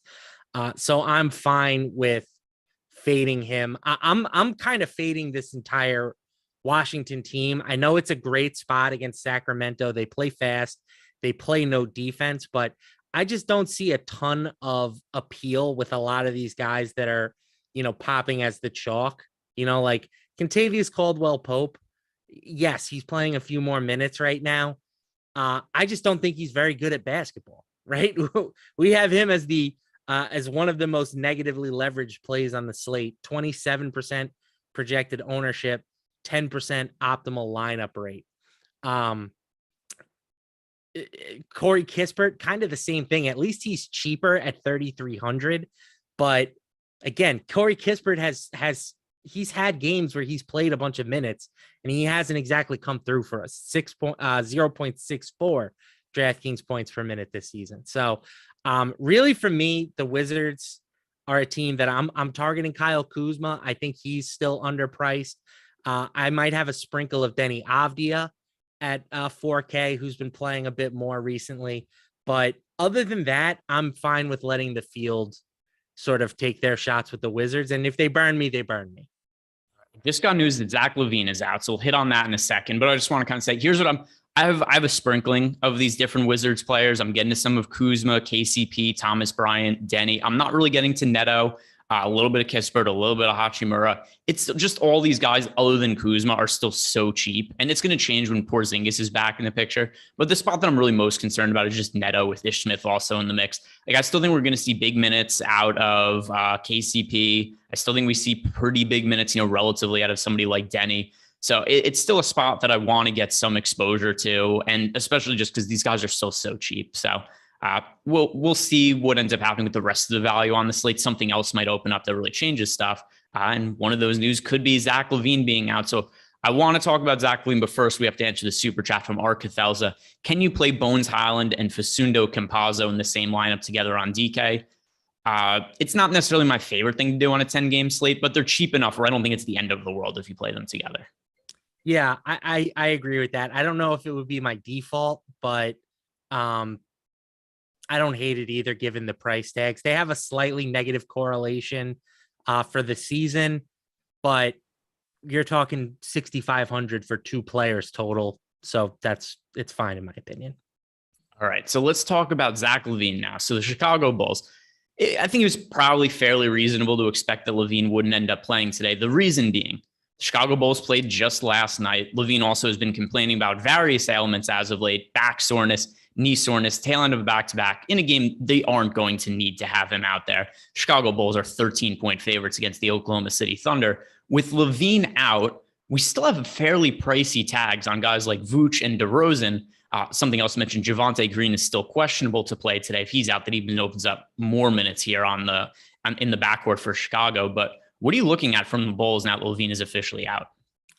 Yeah, I mean, the Bulls are a team that they have provided some value for us when Levine has been sidelined, but they're not as cheap as they have been, right? You've got Ayo Dosunmu, he's up to 5,600. You've got Kobe White, he's 5,500. Kobe White has a much better price tag on Fanduel where he's 4,400. I think he becomes a strong play on that site. But other than that, like these guys are all kind of priced at their peak at this point. So I don't see a ton of value with the, sort of the role players for the Bulls, especially since Derrick Jones Jr. is cleared to return for the first time in a month. That doesn't necessarily impact the backcourt options, but it is another body in the rotation. So I'm probably limiting my exposure to DeRozan and Vucevic. And even then, I don't see them grading out as, my preferred studs on this slate. Here's somebody that to me looks different on FanDuel compared to DK. It's going to be a site-specific play. Kobe White is 4,400 on FanDuel. I did say that, yes. Yeah, I mean, that's just such a cheap price that it's impossible for me to get away from. DK, I don't really have interest in him, but FanDuel, I think we kind of have to consider Kobe White, and Dosunmu is going to likely play such big minutes. Like Dosunmu, other than the game he got a concussion, he's playing like 40-ish minutes around there every single day. So Dosunmu, especially in this easy matchup against OKC, I think Dosunmu probably should just be more expensive at this point. Last night, he plays 42 minutes. He scores 42 fantasy points. I don't really understand why Dosunmu hasn't seen an uptick in price. So Dosunmu in the mid-range, Kobe White, FanDuel specific. And then let me pull up the on-off court numbers this year for the Chicago Bulls and see where we're at with DeRozan and Vooch and what kind of expectations we could have from them for a usage standpoint. So this year, I ran a queue already. Okay, cool. Full games without Lonzo and Zach Levine this season. DeRozan is averaging a 37.2% usage rate in 6 games. Vucevic is at 30.8%. DeRozan just under 50 DraftKings points per game in those 6 contests. Vucevic is at 45.5. The DeRozan one is going to kind of have to interest me then. I mean, I get that he's expensive, but he's somebody that I had none of. That not that he becomes a high priority play, but now is somebody that I probably end up with, like 5 to 10% or something like that. I just think, I think that's fair. There's just enough upside now that Zach Levine is out. And what did you say? What are the rates for Dosunmu in that situation? So Dosunmu is at his usage rate is just 12.7% in those games, but he's averaging 39 minutes. His assist rate is up to 26.8%, and he's averaging 28 DraftKings points per game. So I think he's been a little bit more of a boom or bust type of play in that situation, but certainly you can't knock the minutes. 38.7 is the top mark on the team in that split. So let's see. I just allocated some minutes. I'll see which guys come up now as I rerun my lineups. Yep, getting to DeRozan now. I'm actually getting, even on DK, I am getting a Kobe White a little bit, which I wasn't really expecting to be the case. But I end up with a projection of him for around 30 fantasy points. And that's going to make him at least in play for me. Something else that I think is going to matter for the Bulls as well is whether Javonte Green is in or out. Because if he is out as well, Like, that's a lot of minutes to allocate because Javonte Green right now, I assume, plays something like 32 minutes. If he's out, like, are DeRozan, Vooch, Kobe White, and Dosunmu all playing close to 40 minutes then? It's very possible. Yeah. I mean, again, Derrick Jones back does help, but you wouldn't imagine that they throw him into a huge workload in his first game. So, maybe he gets somewhere like 18 minutes. Troy Brown has given them some good minutes of late. So, like, the cupboard wouldn't necessarily be completely empty, but yeah, they would definitely be hurting. Yeah, so some Bulls guys making into my player pool now that I didn't necessarily think were going to be in at the start of the show, but that is how it works. Something else, though, also, because Stephen Leibowitz brings up this point in the YouTube chat, which I do think is pertinent. He said if you looked at Dosunmu's rates for just the last 30 days, it would be higher. And I do think there's a little bit of a difference when it comes to a rookie like Dosunmu, just because I do think more so with rookies and other players, I think it's reasonable to expect he's just a much better player now than he was at the start of the season. That's fair. I mean, yeah, he's been playing really well. There's no denying that fact. I did change the sample size, and it looks like all the games that Lonzo and Levine have missed together have come within the past month. So there's no real difference there, but I would say in general, your premise is correct that his, rate stats over the past 30 days are just better than his numbers from over the full season. And I want to ask you a question about Luca. For reasons unknown, it seems that whenever he plays the Los Angeles Clippers, he scores 1 million points. I don't know. I don't know if it's some sort of does he have revenge for some reason against the Clippers? What have the Clippers done to Luca that make it so that every time last game he plays against the Clippers, he scores, what was it? It was like 28 points in the first quarter, just goes completely nuts. I'm getting to him a little bit on DK. More Fanduel, I think, is a really, really strong payout option where he is point guard and shooting guard eligibility, and he's priced at 11.4. DK is a little different. Only his point guard eligibility is also, quite a bit more expensive at 12,500. Luka's been on quite the heater as of late, and he doesn't appear to have too much of an issue. The team got rid of Kristaps Porzingis, potentially some friction there. How do you view Luka as a spend-up option at his DK salary for starters? Yeah, I mean, I don't hate it. I think I'm going to be about in line with the field. The problem for me is he's 12.5. It's just that's a really high price tag. As you stated, he's a much stronger play on FanDuel, but you can say that about basically every stud on this slate, right? Luka is the most expensive guy on both sites, and I don't think that I necessarily have him projected for the most fantasy points today. So that makes him kind of not all that appealing, but the upside is undeniable in games without Porzingis and Tim Hardaway Jr. He has just been smashing. The one caveat would be that if Spencer Dinwiddie plays, that could cut into his workload just a smidge, right? That's another guy who's kind of a ball dominant type player.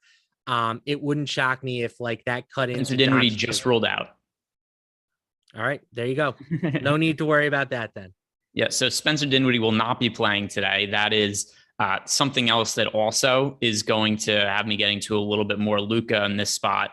I guess the question here, it's different position, but I think it's relevant. If you have the flexibility to pay up for anybody on this slate, so I mean, we've got a few stars here that are kind of head and shoulders above everybody else. That is Joel Embiid, Luca Doncic, and Nikola Jokic.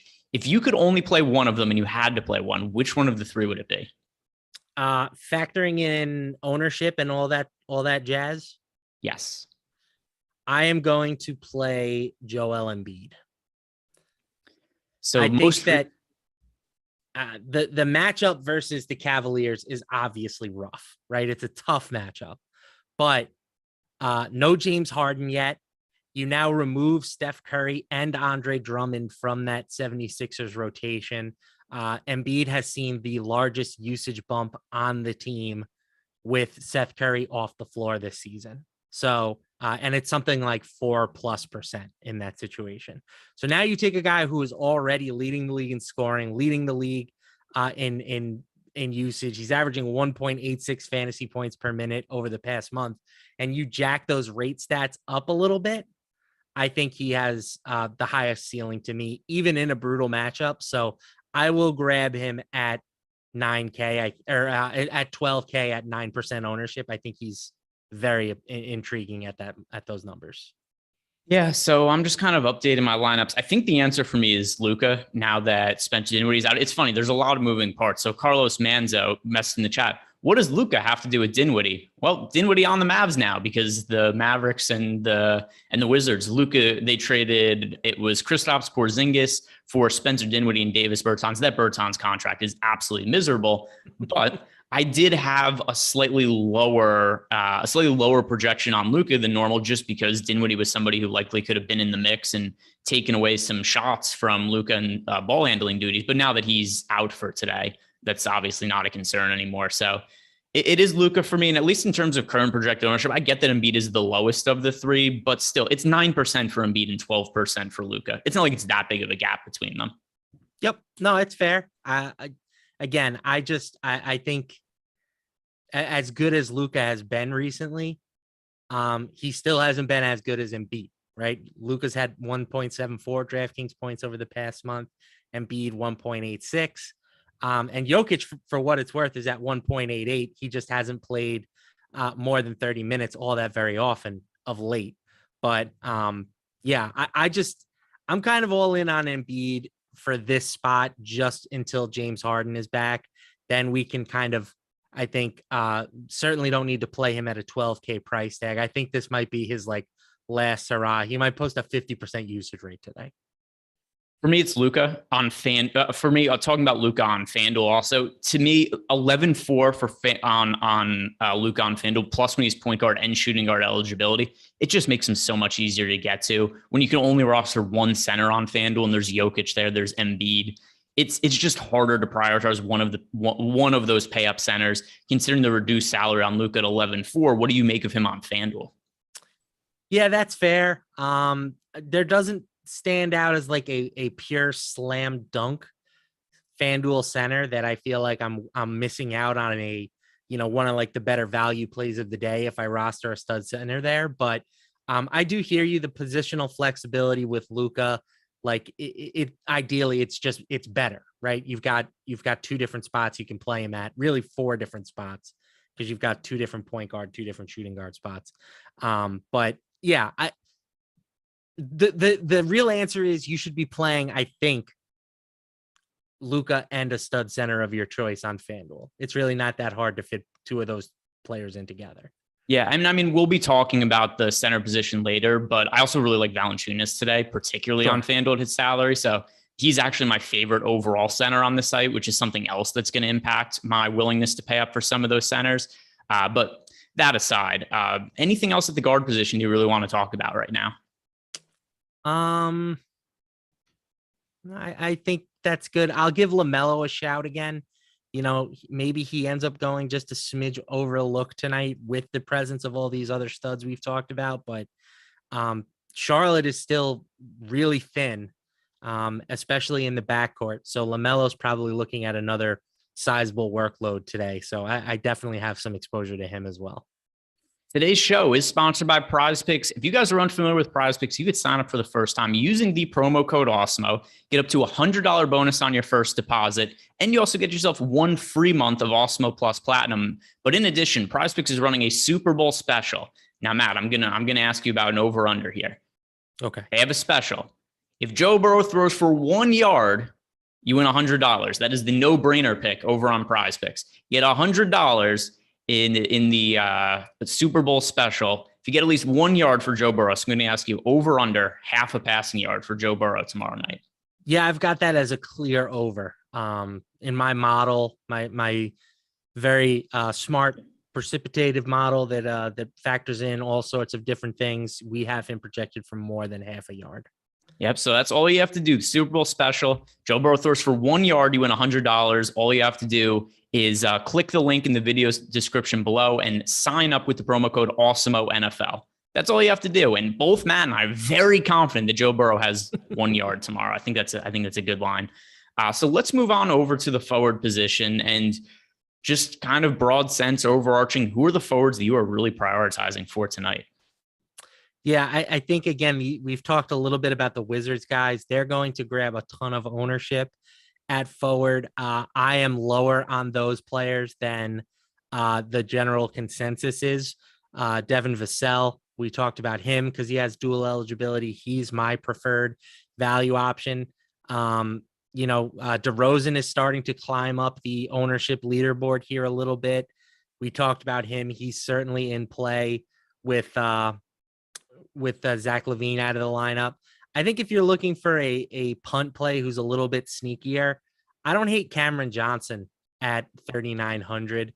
I don't think he necessarily has the same real blowout concerns as some of the other Suns players. Because again, he's 3,900. Like that's not that big of a deal. He has been playing, mid 20s minutes, and he can score the ball. He's a knockdown 3-point shooter, averaging 0.86 DraftKings points per minute on the year. I kind of like him in relation to some of these Wizards guys, even though he might not play as much minutes. I think he makes up for it with his per minute efficiency. Yeah, I don't have any real issue with that. And let me see. I'm pretty sure I'm getting to Cam Thomas as well as a contrarian play, not as somebody who I'm getting to like a ton of, but he's in my player pool. And I'm a little higher on the Wizards guys than you are. And also now I'm getting exposure to Bulls guys like before. I mentioned Io and Kobe White. While they're both guards, it does kind of change the outlook of my lineups a little bit. Now I know that you're not super high on Devin Vassell. Our tools aren't either. But is this somebody you're underweight to the field on or just kind of off of entirely? No, I am high on Devin Vassell. Oh, okay. I like Devin Vassell quite a bit. Again, I think he plays more than 30 minutes tonight if this game stays competitive. And he has averaged just under a fantasy point per minute over the past month. So that's really tough for me to fade at 4,200 against a Pelicans team that is subpar defensively. So I'm slightly overweight. I think I'm around 45-50% at the moment. But if not for the fact that he has such a negative leverage score, it might be higher than that. I'm letting the Awesemo tools here kind of keep my my Vassell ownership in check. I also like Vassell. I liked Vassell yesterday as well. One thing that's maybe a little bit of a concern, he only played 28 minutes yesterday. He's not going to shoot 9 of 13 from the field again. But at the same time, too, the reason he only played 28 minutes, I think, is because the game wasn't super competitive. He played well enough. If that game was close, stop watching the UFC and listen to me when I'm talking. Damn it. But I'm saying, so for Devin Vassell, how many minutes do you think we actually see from him today, though? 32, 33, something like that. I think more. Okay. Like I think that we see more, assuming the game is competitive. So that to me is the main reason that I think that Devin Vassell, like I'm fine with it. I didn't see how many minutes do we have him projected for today. Maybe that's something I have a disagreement with.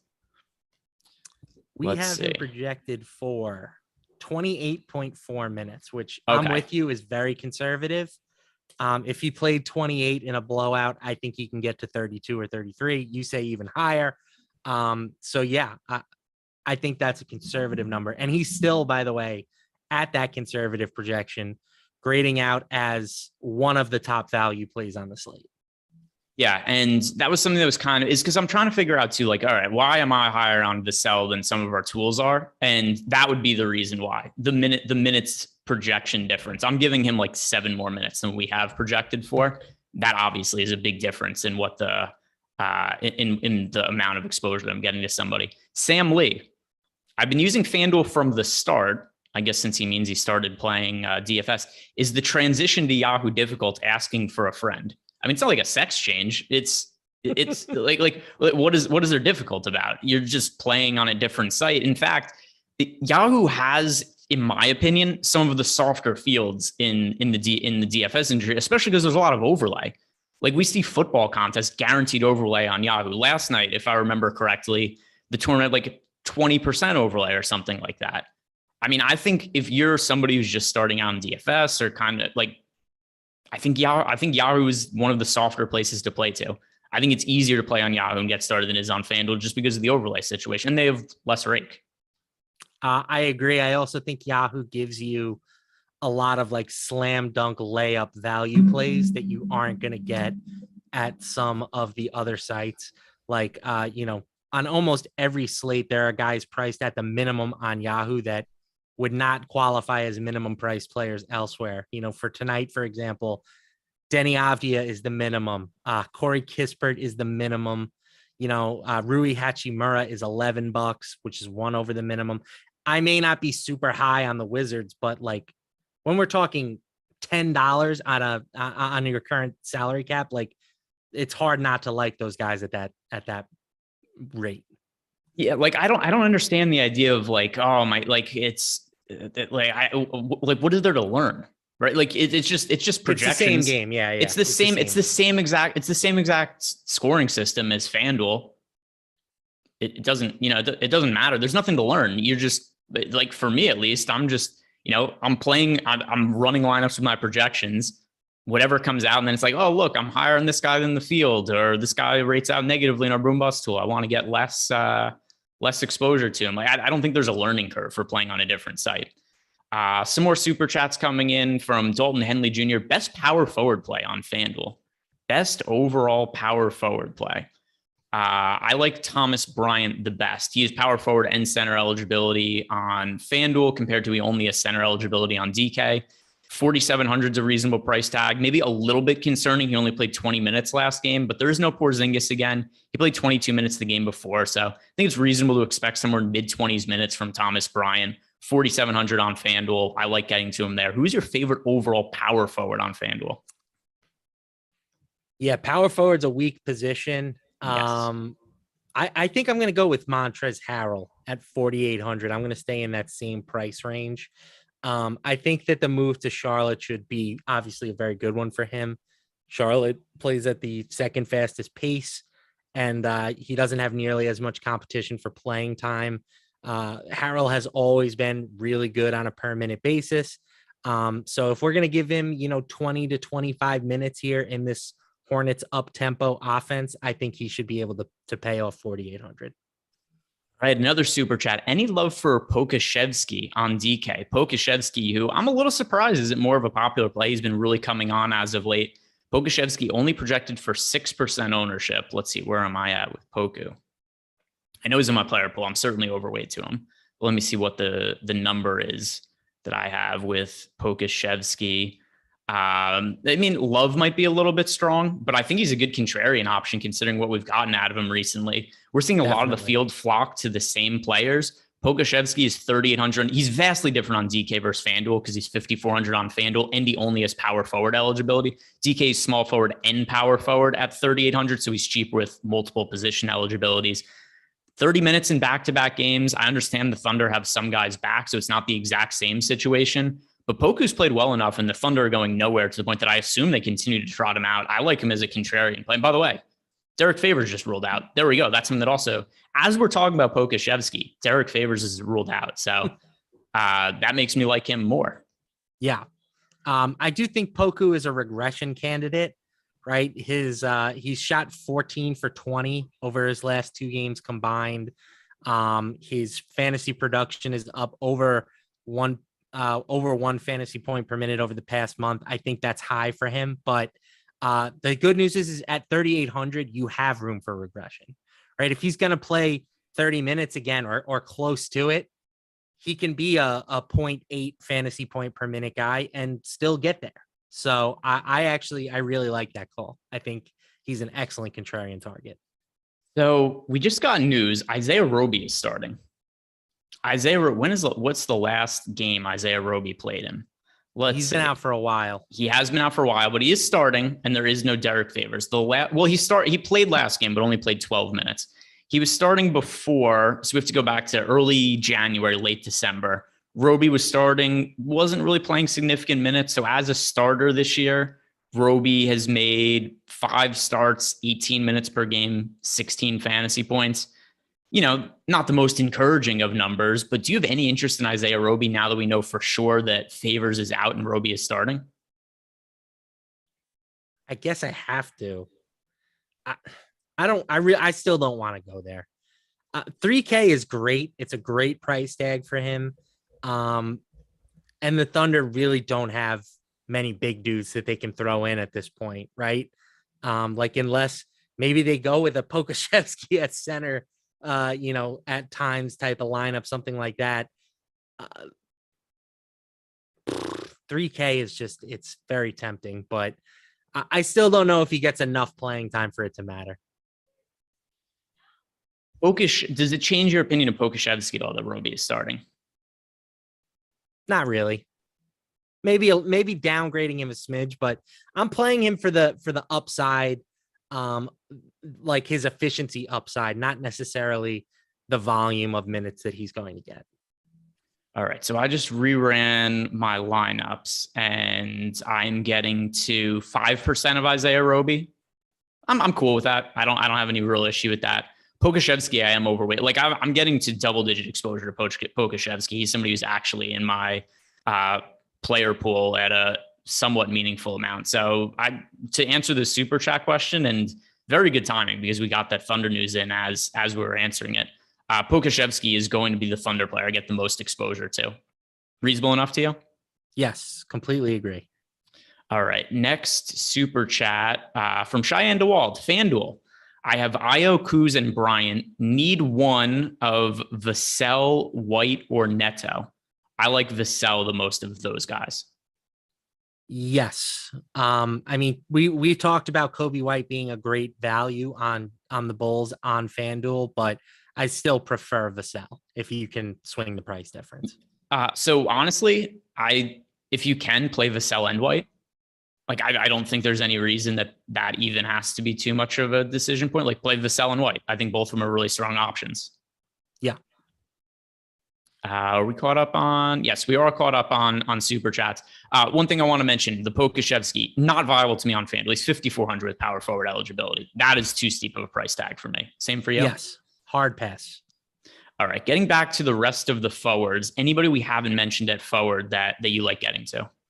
I mean, I shouted out Kuzma earlier. He's somebody that I'm playing at sub 8K. I still think that's just too cheap for him in the long term. When you look at a team without Bradley Beal and now without Spencer Dinwiddie, he's going to have to do sort of a lot of heavy lifting for them. I have a smidge of Jaren Jackson Jr. just because I always have a smidge of Jaren Jackson Jr. And that's really about it. Yeah, I'm uploading my lineups right now. By the way, Kuminga starting for the Warriors again today. While we're on the topic of forward, do you have any real opinion on Kuminga as potentially being a viable play today? Let's see. Where's his salary at for Jonathan Kuminga? Kuminga is $4,100 over on DK. He did play 36 minutes in the last game. Over on FanDuel, Kuminga is currently at 5,200. With Otto Porter back, I was kind of assuming that he would just be in the starting lineup, but the starting lineup for the for the Warriors, it is Curry, Thompson, Wiggins, Kuminga, Looney. So how do you feel about Kuminga starting over Porter? I mean, just as a Warriors, like as somebody who has Warriors futures tickets, I like that they're trying to get Kuminga as many minutes as possible during the regular season. Like it's clear that the kid has upside. So trying to get him as much playing time as possible makes sense to me. So yeah, I'm interested at 4,100. Now that he's in the starting lineup, I don't think he gets 36 minutes again, but he's played at least 22 minutes in 4 straight games. He's had at least 26 DraftKings points in 3 of them. So he has the ability to pay off this price tag if he can get back to that 26, 27, 28 minute mark. So here's the other thing too, is this news came out, the slate locks in 9 minutes. And another thing also, Otto Porter, another update here. Otto Porter foot will play off the bench and be on a minutes limit. Okay. Kuminga, stock up. Kuminga might be my favorite. Kuminga might be my favorite tournament play now. This news came out so late. I don't know that people are going to be flocking to play him. I really like getting to. I know he's been up and down as a starter this year, but the upside is significant. And I don't understand why his price went down. He's 40. He was 4,300 in their last game. He played 36 minutes, and his salary has gone down on DK. Play Kuminga. I love him now. Yep, agreed. Yeah, I'm gonna. All right, rerun. You think you have your lineup set because you think, hey, there's 12 minutes to go until the slate locks. What could possibly change? And then you get news like that changes everything. I love Kuminga. My favorite tournament play of the slate. Didn't even know that I was really going to be on him until just now because once again, with I just assumed Otto Porter was starting. Not the case anymore. So that changes quite a bit. Forward position. I guess we could talk about the Thad Young thing really quick because he was somebody I thought was interesting this morning. I can't be interested in Thad Young now. I just assumed the Raptors traded a first-round pick for Thad Young. And when I saw that he was going to be active today, to me, that meant, hey, they invested a lot of draft capital in this guy. That has to mean he's going to play a substantial role in the rotation, right? And then Nick Nurse comes out this afternoon and says that he's not even sure if he's going to crack the rotation. Very bizarre. I think that's a short-term thing, though. You know, he barely played this season. They might just need to try and get him up to game speed a little bit. So I'm with you. I don't have any Thad in my player pool anymore. But as soon as he starts playing, he's going to be a smash at his price tag because the guy is really good on a permanent basis. Yeah. For today, though, no Thad for me. I don't think that is something that I could really get behind when we don't know if he's going to be we legitimately don't know if he's going to play any minutes today. And even if he does, the quote from Nick Nurse makes me think that it's not going to be significant minutes if he's in. So let's move on over to the center position now. And I want to start by asking you about Jonas Valanciunas, because we talked about Jokic, we talked about Embiid before, both of them certainly good pay up options in their own right. My favorite overall center play today on a points per dollar basis is Jonas Valanciunas. Criminally cheap price tag on Fanduel at $6,900. On DK, a little more pricey at $75, but still the cheapest price he's had since the first week of the season. And I know his numbers aren't significantly better this year with Josh Hart off the court. But even with that said, Josh Hart is a really good rebounder, and taking him off the court now, we look at this Pelicans starting lineup. I just have to think more rebounds are going to filter towards Valanciunas. So I like getting to Valanciunas a whole bunch at center. Do you feel any differently?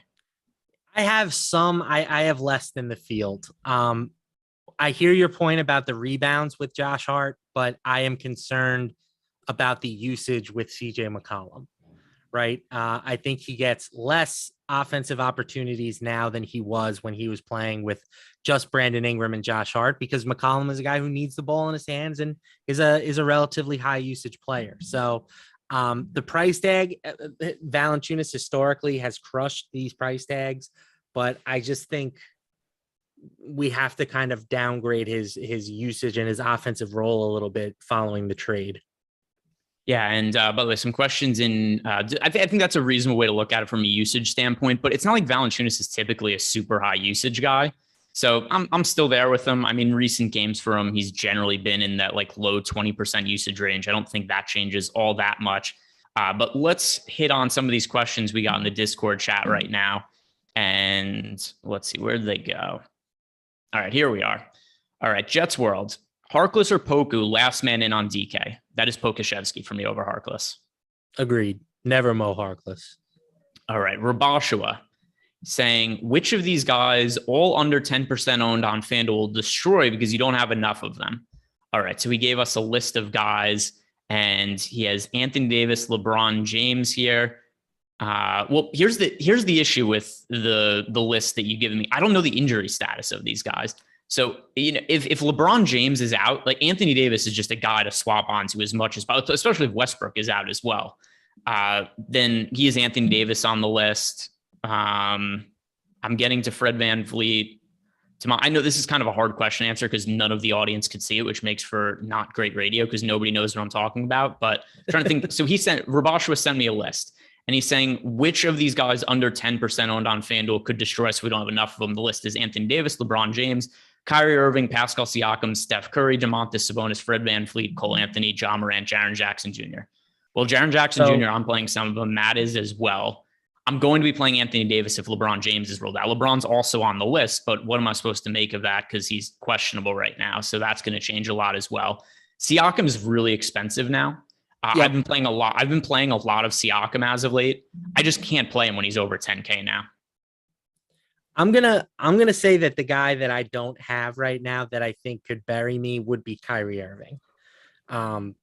The Nets rotation, I mean, he might be looking at a monster workload especially if Seth Curry does not suit up. I don't know if we've gotten official word on that yet. But the last I saw was he was not expected to play. Not playing. Okay. Yeah, so he's going to have to carry a large workload. The only reason I don't have him is because the matchup versus Miami is pretty brutal, and I'm prioritizing DeJounte Murray and LaMelo Ball as my top pay up guards. So I would say that he is the guy that is going to bury me if among those options on your list. Yeah, I mean, so Kyrie Irving is priced at 10-2 on Fanduel. On DK, Kyrie is priced at 10-2 as well. I have him projected for high 40s fantasy points. I have him right around 40, a little under 48. It's not enough for me to really get to him at a meaningful amount. I just think there's better pay up options today, and there's enough value now that I don't find it all that difficult to get up to the more expensive guys. I'm cool that I don't have a lot of Kyrie. I understand the ceiling. It's a terrible matchup. What do you think is more likely? Kyrie goes off for like 65, 70 fantasy points, or the Heat blow out the Nets? The latter. I was waiting for you to say like he has a weird sage burning incident in the locker room. I don't even care about that shit. The Nets just suck. Like, this is not a good team right now. And I've mentioned this before on other things. Like, I think that they're far from a lock to make the playoffs, but whatever. Other centers, who are the ones that we've not yet talked about that you're getting to? I feel like we've kind of encapsulated most of the guys as we've talked about the slate, but other centers that are making into your player pool we haven't mentioned yet. Yeah, I'm paying up at center for the most part. I have a lot of Embiid and a lot of Nikola Jokic. I have some Joval, not as much as it sounds like you do. Thomas Bryant, I think, stands out as the guy if you're paying down a bit. And I added in a little bit of Vucevic just following the news that Zach Levine was out. So that's kind of how I'm approaching the position. Yeah, I have a little bit of exposure to Vooch, nothing real significant. I do prefer Jokic to Embiid as a pay-up option. If I remember correctly, you preferred Embiid. Thomas Bryant I'm getting to. He's a little easier to get to on FanDuel than DK because he's a power forward and center eligibility, only center eligible over on DK. Did you end up getting to any of Isaiah Roby for yourself? No. You know, it's funny. I had exposure to Isaiah Roby, and then we got the Kuminga value, and I ended up getting to a bunch of Kuminga, and then that just eliminated my Isaiah Roby. So I liked Isaiah Roby, and it lasted for about 2.5 minutes. That's how quickly things can change. I also forgot to take Baisley into account when I was going through the Thunder big men, and they'll just play him at center, I think. And I'm not worried about not having Roby. Yeah. So, I mean, I've Roby projected for a little over 20 fantasy points at min price. It makes him viable. There just ended up being better value plays. Like I said, if that Kuminga starting news didn't happen, it would have totally changed the construction of my lineups. But I'm getting to a bunch of Kuminga, and I went from having some of Roby to none. So that's how things could change in a blink of an eye in NBA DFS. Also, another reason why you guys should be sticking around. I know the slate is about to lock, but Matt and I are not going to be going anywhere. We're going to be sticking around. I'm going to be sweating MMA. We'll be talking about the basketball games as it goes on as well. Doug Silva de Andrade, who looked like he was about dead in the octagon in the first round of his fight, was bleeding everywhere. Second round finish. So pretty big for him because not a lot of underdog plays that are viable today. But we're going to be talking prize picks. They have a really good promo going on over on Prize Picks. But if anything else changes, we get injury news because there's still a lot of guys that are on the injury report that we're waiting on. That is stuff that we'll be hitting on in this next 30 minutes if it breaks. And don't forget the promo that we have going on over at Prize Picks. If you sign up using the link in the description box below and use the promo code AwesemoNFL, you win $100 in cash if Joe Burrow throws for 1 yard tomorrow. That's it, 1 yard. Over half a passing year. You're basically, here's what you're sweating. You're sweating Joe Burrow not breaking every ligament in his knee like he did last year. As long as that doesn't happen, you're going to be cashing this bet. You're just sweating Aaron Donald not destroying him on one of the first couple plays of the game. Also, whenever you sign up using the promo code Awesemo, you get up to $100 bonus on your first deposit, and you get 1 free month of Awesemo Plus Platinum when you sign up using our promo codes for the first time over at Prize Picks. Now, before we start talking about this, I want to remind the people, before you sign off, like the video, subscribe to the YouTube channel. These are the players who are questionable that we're still waiting for updates on. LeBron James, Russell Westbrook. Very key. He's important, right? This LeBron James character? LeBron James. So LeBron, Russell Westbrook. Norman Powell is still questionable. Javonte Green is questionable. The reason Javonte Green is significant is with Zach Levine already ruled out for the Chicago Bulls. There's all kinds of playing time that opens up for Chicago. Like we might see Dosunmu play almost the entire game. Same goes for Kobe White if there's no Javonte Green. So that one's going to be significant and important. So stick around. Even if you guys are unsure what you're going to be doing with Prize Picks, you want to stick around just to listen to us potentially talk about any kind of breaking news. So Matt, let's do our usual deal here when it comes to Prize Picks. I'm going over to Prize Picks. You head on over to Odd Shopper. We're going to try to find the people some props that we like for today. And here's the good news. A lot of times these Saturdays, you and I, we have like 2 games to talk about. And it's really hard to find some value when there's 2 games. Should be much less problematic when we have a full 10-game slate going on. Let's try to avoid talking about the 7 o'clock games just because they're locking a couple minutes and it's harder to have action on. So we'll remove Wizards, Kings, Pelicans, Spurs, Charlotte, and Memphis. We'll take those ones out. We'll talk about the 7:30 or later games. And tell me what really stands out from a prop perspective on Odd Shopper when it comes to the later starting games today. Well, one of the props that we have right now with the highest expected win rate. Oh, by the way, Garland in today. We have Joel Embiid under 13.5 boards. Sorry, Norman Powell was just, how does this always happen? All right, take a pause. Garland's in. He was listed as questionable. We weren't sure if he was going to be in. Norman Powell was just ruled out. So that is something that could have significance. So let's talk about the Norman Powell thing. Then we'll circle back and we'll talk about Prize Picks. We could even encapsulate this together. So who on the Clippers is going to benefit the most from Norman Powell being out? Because maybe we could find some value on Prize Picks with this, and we could find some value for our DFS lineups as well.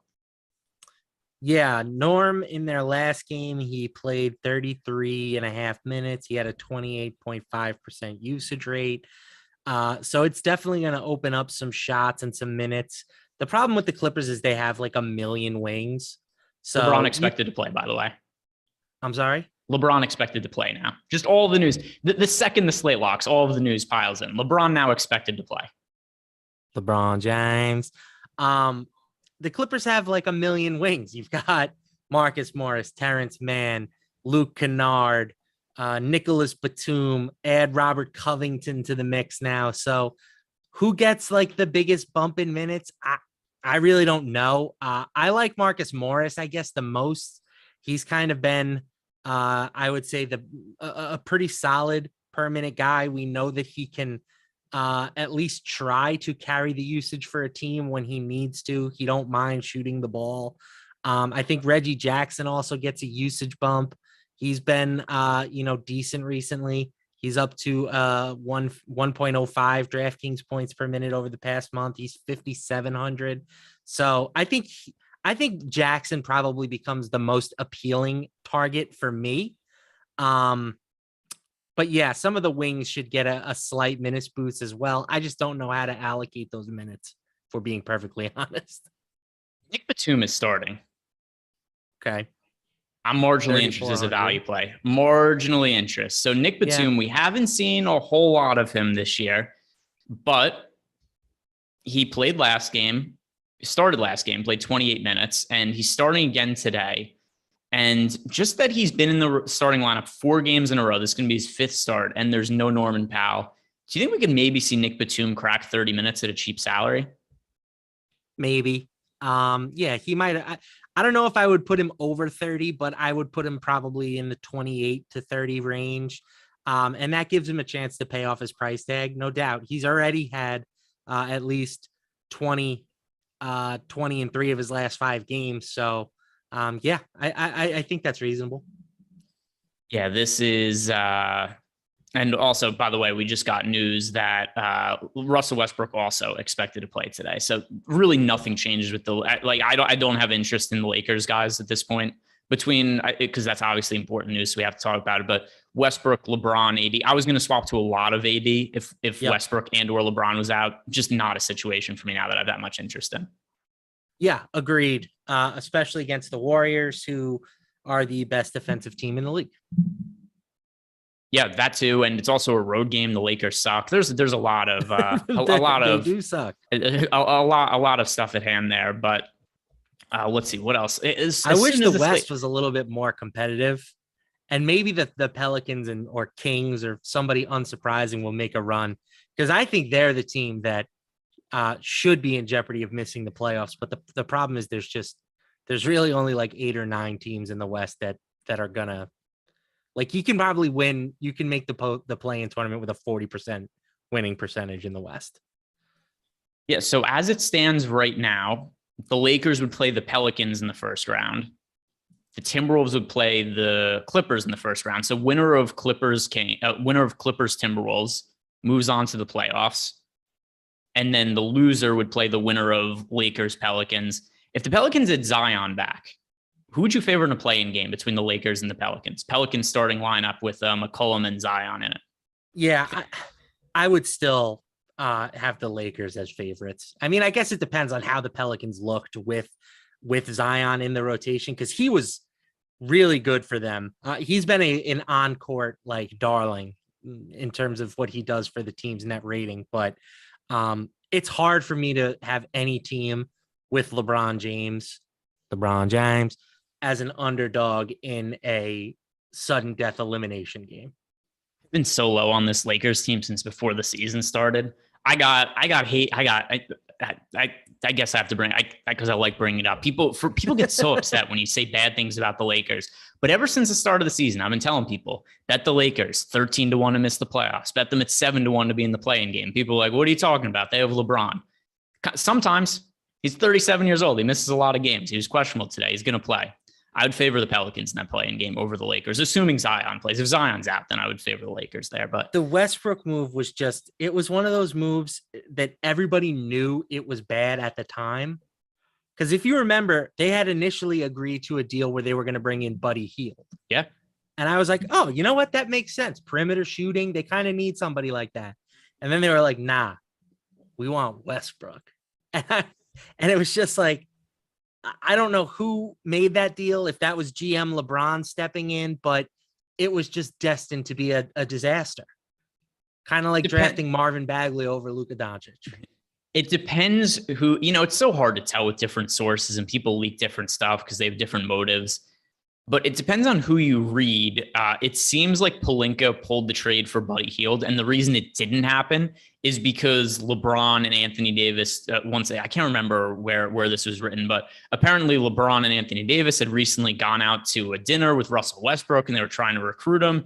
And so it was LeBron and AD that kind of nixed the Buddy Hield trade and said, hey, we could do a similar package for Russell Westbrook. And they kind of pressured Pelinka to do that move. So that's kind of what I get the sense of. But yeah, it was on the table at one point that the Lakers were going to sign DeMar DeRozan as a fairly cheap free agent and trade for Buddy Hield. And so that was kind of the trade-off. They went with Westbrook over DeRozan and Buddy Hield. My God. LeBron James. What could have been? Maybe the greatest player in history and maybe the worst GM in history. What could have been? All right, let's get back over to prize picks. Now, I feel like we've hit on all the news. Bones Highland is starting, kind of the same situation as yesterday. By the way, also Rodney Hood is available to make his Clippers debut today. But with Bones Highland starting over Campazzo, once it's going to be same as whoever plays better between Highland and Campazzo is going to play the bulk of the minutes there. Both of them are good value plays. It's hard to be confident either, but I prefer Campazzo just because he's cheaper. I'm getting to both of them now. Yeah, I agree. All right. Let's talk prize picks now. I didn't mean to cut you off, but all that news comes in at once and it kind of became pertinent to talk about. So now let's for real this time, we're going to find our best prize picks play, unless some pesky reporter comes out and starts telling us players that are in or out again. No, it's good because the play I was getting to was Joel Embiid under 13.5 rebounds, but for some reason he's at 11.5 rebounds on prize pick. So that wouldn't even be a viable option over there. I'm going to pivot to, I'm taking the over on Joel Embiid, 56.5 fantasy points. That's probably a high number. I wouldn't be surprised if you had him projected for less, Greg, but Embiid is kind of the guy that I'm taking my stance on today. I think he goes well over 40% usage. And there's really nobody that can defend him. I know that the Cavs have a couple of guys who can do as good a job as anybody, but you really can't contain Joel Embiid. No, he's been fantastic both on Twitter and in real life. I mean, who's better to follow on Twitter than Troel Embiid, as he's now calling himself on Twitter? He's been Pretty fantastic there. But did I screw something up here? Did I upload the wrong CSV? Because these are not the players I wanted to be playing. Let's see what happened here. What happened? Why am I not playing guys I wanted to play? What happened? Boy. Why am I late swapping and getting dudes that? Oh boy, it appears I've made a guffaw of significant. Why? I'm legitimately confused by. Oh, here's why I did. Because I was updating the minutes for the Clippers, and I did a late swap optimize with only the Clippers players up on the screen at the time. So as a result, it was totally screwing up some of the players I was getting to here. That's no good. All right, but that's fixable. Oh yeah, easily fixable. But I was coming through. I'm like, how come all of a sudden I'm getting to just all of the Luke Kennard and all of the? It's like how come I'm getting to so much of Nick Batum and Luke Kennard? That was not something I had intended to happen. Yeah, you never want all the Nick Kennard. Comparing Nick Kennard, just combining them together. I don't want that either. But yeah, all of a sudden it was like, I don't have Kuminga. I'm only getting to Batum and Kennard. But all right, yeah, I think we're good here. Let me just save this, upload it again, and make sure that everything is on the up and up. But in the meantime, where do I have Joel Embiid for fantasy points? You said the number was 58.5? 56.5. Oh, 56.5. My bad. That seems like an over to me, actually. That's an over for me. I do have him projected over that number. All right. I'm on board. Business. One guy I've projected higher than him, though. Where do we have Luca on here? Where do we have Luca? Oh, give me the over on 56 fantasy points for Luca Doncic. Now that Spencer Dinwiddie isn't in the mix, I have Luca projected for over 60 fantasy points. Love it. Love it. You got a visitor? Yeah, my dog's just going absolutely berserk. Yeah, your dog's trying to get in earlier. By the way, somebody was confused by your window shade in the background before, and they thought you were in one of those storage units because of the way that the way that your shade looks behind you. That would be, honestly, I wish I was in a storage unit. Do you realize how tight that would be? I always used to say that when I was in high school. I was like, why don't we just get like a storage unit and like we could have like this little perfect place to party. We'll throw a couch in there, and needless to say, they're big. You can get a big one. Work. Wouldn't you think? All right, if you live in a Cam Reddish shirt, oh no, what are the Knicks going to do? If you were living in New York City, I almost think it would be cheaper to live in a storage unit and you'd get way more space. Wouldn't you? I think about the old apartment I used to live in Harlem when I had no money. I should have just lived in a storage unit. Yeah, I mean the no bathroom and kitchen would be a downgrade, but other than that, yeah, there's no difference. Yeah, I should have done that. Now I'm having regrets about my past life. Let's see. Let me try to upload this one more time because I do want to get to some of Batum and Kennard now that they are both looking slightly better. Are they guys that, and I know we kind of mentioned it before I asked you about Nick Batum, but is Kennard somebody you have any interest in now that there is going to be no Norman Powell? This isn't a game that I necessarily want a ton of exposure to. And I don't think we necessarily needed the savings with Kennard when we have other options to get to. Now, granted, he's 3,300 and he's 5K on Fanduel. So like, that's a pretty steep difference. So 3,300 on DraftKings is somewhat interesting, but the Mavericks are now playing at the slowest pace in the league. They're tied with the Knicks in that department, and they're fifth in defensive efficiency. So having some exposure to the Clippers, I think, is okay, but they're not a team that I'm going crazy with. We've got Tall Tale is saying, any worries that Kuminga is still looking bad in the boom bust tool? Well, let me look over on the boom bust tool and see the last time that it was updated. And what is the current ownership now on Kuminga? Because, the last couple minutes when a bunch of news breaks, it's really hard to also account for what all the ownership is. And Kuminga's only projected for 4% ownership. Let's see. I have a feeling the boom bust tool hasn't been run since the last. Okay, well, there was just an update in the boom bust tool. So let's see what this looks like now. Kuminga, he doesn't look bad in the boom bust tool. He's positively leveraged. No issues there whatsoever. Telltale might have looked at that before the most recent update. But yeah, what I'm looking at right now, Telltale, he is positively leveraged on DK. That's not concern for me. He's only projected for 4% ownership. Boom score in the boom bust tool. Your boy, Nicky Bats. Yeah. Hey, I just swapped onto some Nick Batum. And to be honest, if this was a situation where Nick Batum was, ruled a starter and we didn't find out about this, or we found out about this hours ago, I would feel differently. But these are the guys that I feel get way overlooked. The guys who become put in a better situation like 5 minutes after the slate locks, especially on a Saturday night. People unlike you and I, they have lives to live and they're not necessarily looking to make changes. Like how many people on a Saturday night are like, oh shit, I need to get Nick Batum in my lineups because he's starting and is getting extra minutes with Norman Powell just being rolled out. It's just not a change a lot of people are making. So I think Nick Batum is somebody who probably would have been like 15% owned had this news come out earlier in the day. People just aren't going to play him because of how late Powell was rolled out. Makes sense to me.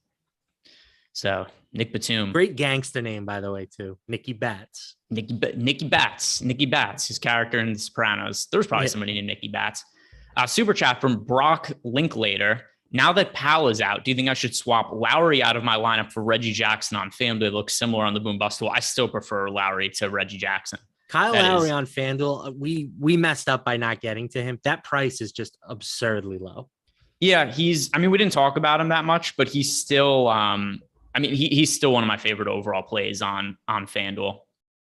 Agreed. I think I ran some of the historical numbers for Lowry when he's priced this low, and he exceeds value by almost 7 FanDuel points per game on average. So it's a tremendous price tag. Let's see. Dom Nelson saying that I missed his super chat. Did I miss? Oh, here we go. Okay. He has Curry or Kyrie last man in. That is Curry for me. Yeah, I would say Curry as well, although I don't have much of either of those players tonight. Yeah, I'm in the same boat as you. I do have Curry projected for more fantasy points. Apologies to Dom and Nolan for missing that. It's not intentional. Just sometimes the chat moves fast and a lot of news comes out at the same time. It's hard to catch up on all of it. Another follow-up from Telltale. Can I ask how much Kuminga do you have on DK? Let's see. What did I end up with? I have Kuminga in half my lineups. I have 50% exposure to Jonathan Kuminga right now. So hopefully that answers your question, Telltale. I have no issues getting Kuminga whatsoever now that he's starting. I think he's a really strong option. All right. Are we all caught up on super chats? Let me just scroll through and make sure that I didn't miss anything. No, it looks like we've got all of them. All right, let's get back to prize picks. We keep getting derailed. We're trying to find the best picks over here on prize picks, but news keeps breaking, stuff changes, and it makes it difficult sometimes. But here we go. Last 10 minutes, no more news. We're just going to be able to hit on this prize pick stuff. Let's try to find some props here, Matt. Looking at Odd Shopper, great tool, very useful for finding the best over-unders for props. We've got projected odds of winning. We've got projected ROI. Who are some of the other guys that look very favorable over on prize picks? Yeah, let's see, huh? Nick Batum. Now all right. Out the over on his scoring prop, his assist prop, and his rebound prop are all now posted with an expected return on investment of at least plus 25% on Odds Shopper. I don't know if Nick Batum is going to have any props listed on prize picks. Okay. And they are ones that I like as well. His over-under for points on prize picks is 7.5. I have him for over 10 points. Yep. His points plus rebounds plus assists is 13.5. I'm not like 35 or anything like that, but I'm over that number. I like all the overs for Nick Batum. And I mean, it makes sense if I like the overs for him on, if I just like playing him in DFS at his price, it stands to reason I'm probably going to be higher on those prop numbers. And once again, one of these players, I think books are pretty quick to take down key players when they're ruled out. I don't think anybody gives a shit enough about Nick Batum to realize there's value there. So a little bit of oversight there. Go pound some Nick Batum. I like it. We found a good one. Nick Batum, playing him in DFS, playing him on Prize Picks. Let's get it. Nicky Bats. Let's see. What do you think about some of these Bulls props now with no Zach Levine? Like, are you interested in taking any overs on somebody like a Nikola Vucevic or a DeMar DeRozan? Because we actually have the under for Vucevic with a 59% expected win rate, under 20.5 points. Yeah, I have him over that number, so I can't touch it. I understand. There's a chance the Bulls I feel similarly. So. There's a chance the Bulls win this game by blowout and his minutes get limited a little bit. But I mean, that's a big usage guy we're taking off the court in Zach Levine. And the Bulls are also so shorthanded now that short of a blowout, I think it's fairly likely that he ends up. Now, with that said, maybe I'm giving him too many minutes and I'm not accounting for the blowout enough. What do you think is a good projection for Vooch's minutes today? I think the Phoenix guys are really hard to project minutes for. I think the Chicago guys are really hard to project minutes for just because the spreads are so wide in those games. And once again, I usually don't really consider blowouts, but how often do we have games with, 17-point spreads? What do you think is a reasonable amount of minutes to give Vooch? I gave him 36. Maybe that's too high. I probably would have gone 34 or so, but I mean, we're splitting hairs there. Yeah. Well, I can't take the under on Vooch and feel good about it. So that's where I stand. That's going to be a stay away for me. I understand if you want to play the blowout angle. Maybe here's what you do. Maybe if you want to play the blowout angle, you parlay the unders on the Bulls guys, right? And then you just say like, hey, if the game isn't super competitive and they're not able to finish out the game in the fourth quarter, maybe that's a situation where all those guys hit the under at the same time. Do you think that's maybe more of a reasonable path? Again, we've talked about this in the past. I love any type of bet that's going to have some correlation to it. So if you're going to build a lineup where the narrative is, okay, the Bulls dominate for the first three quarters and they all play reduced minutes, I'm here for that. I think that's a reasonable story to tell yourself when the Bulls are playing the Oklahoma City Thunder. Also, just as a point of reference, I just checked. So over on DK, the points plus rebounds plus assists for Nick Batum is 14.5, and it's juiced on the over. So pretty good indication that the 13.5 is good value over on Prize Picks. Did we get no, it's the same super chat from before. The Brock Linkletter one. All right. What else can we find here? Who are the other players? Let's see if I've got one more for the primetime showdown. The Lakers versus the Warriors. Steph Curry over 6.5 assists. I think that's a very good number to hit the over on. We have an expected win rate of 67% on that prop. Curry is right around this number for the season. I think he's averaging like 6.8 assists per game, but you have to factor in that the Lakers are a top 5 team in the league in terms of pace. They stink on defense. I guess there's some blowout concern, but you can't approach every game saying, well, there might be some blowout concern. So I think this number is too low. And something else I'm going to say, I remember these numbers off the top of my head because I was looking at them a couple days ago. Steph Curry is a vastly different player with Draymond Green on or off the court. He takes on a totally different role in the Warriors offense. So I'm with you. I like the over, and I'm about to explain why. So when Draymond Green is in, Steph Curry becomes a really high usage guy and his assist rate goes down. But when Draymond is out, we actually see Steph Curry see a decreased usage rate, but an increased assist rate. So in games where Draymond isn't active this year, Curry's averaging about 7.5 assists per game because Draymond kind of is the main facilitator on offense when he's in. He gets the ball in the high post. We see Curry just kind of running circles around and players trying to keep up with him. And he creates a lot of openings off ball movement. With Curry playing without Draymond Green, I think books have not set his assist numbers high enough. And short of some blowout situations, we've generally seen him over those numbers in recent games. And I'm going to pull up his box score right now and just look at, say, like the last month or so. And one thing that is a little unfortunate is that number is up to 6.5 now. I still like the over, but in some recent games, there's been a lot of 5.5 numbers put up on Steph Curry, and they just haven't been correct. So over the last 2 weeks, nearly 8 assists per game for Steph Curry, averaging 7.6. Over the last month, he's also averaging over 7. So yeah, I think the number probably should be 7.5. Here are the assist totals for Steph in the last handful of games: 8, 9, 7, 10, 2, but that game was a blowout against Utah. 10. Number's too low. I like the over for Steph Curry. I'm on the same page as you. Bang. Bang, bang. Bang, bang. Like Bing Bong. Bing Bong went away, didn't it? Remember that was the thing? You know what killed Bing Bong? The Knicks? Yes, the Knicks being absolutely terrible. Bing Bong became a 3 and it became a thing, and the Knicks like haven't made a shot since then. It's a sad Bing Bong now. It's Bing Bong. Yeah, it's no good. It's no good. The Knicks have ruined that meme just by sucking. All right, let's see. What are some of the so I mentioned liking Luca before. By the way, Jacob Malkoun is just putting on AJ Dobson. He's getting his ass kicked. Let's see. What is going on in these games right now? I was going to say, we haven't done our usual. I know. You know why? Because we had so much. It was all the breaking news happened, and we just kind of had to cover it. The Grizzlies absolutely dismantling Hornets so far. Grizzlies up 25-8 on Charlotte. We've got from Memphis, 6 points, 3 rebounds, 2 assists for Ja Morant. Desmond Bane, 9 points, 2 rebounds, 2 assists, and a steal in the first quarter. Steven Adams has 8 points and 7 rebounds.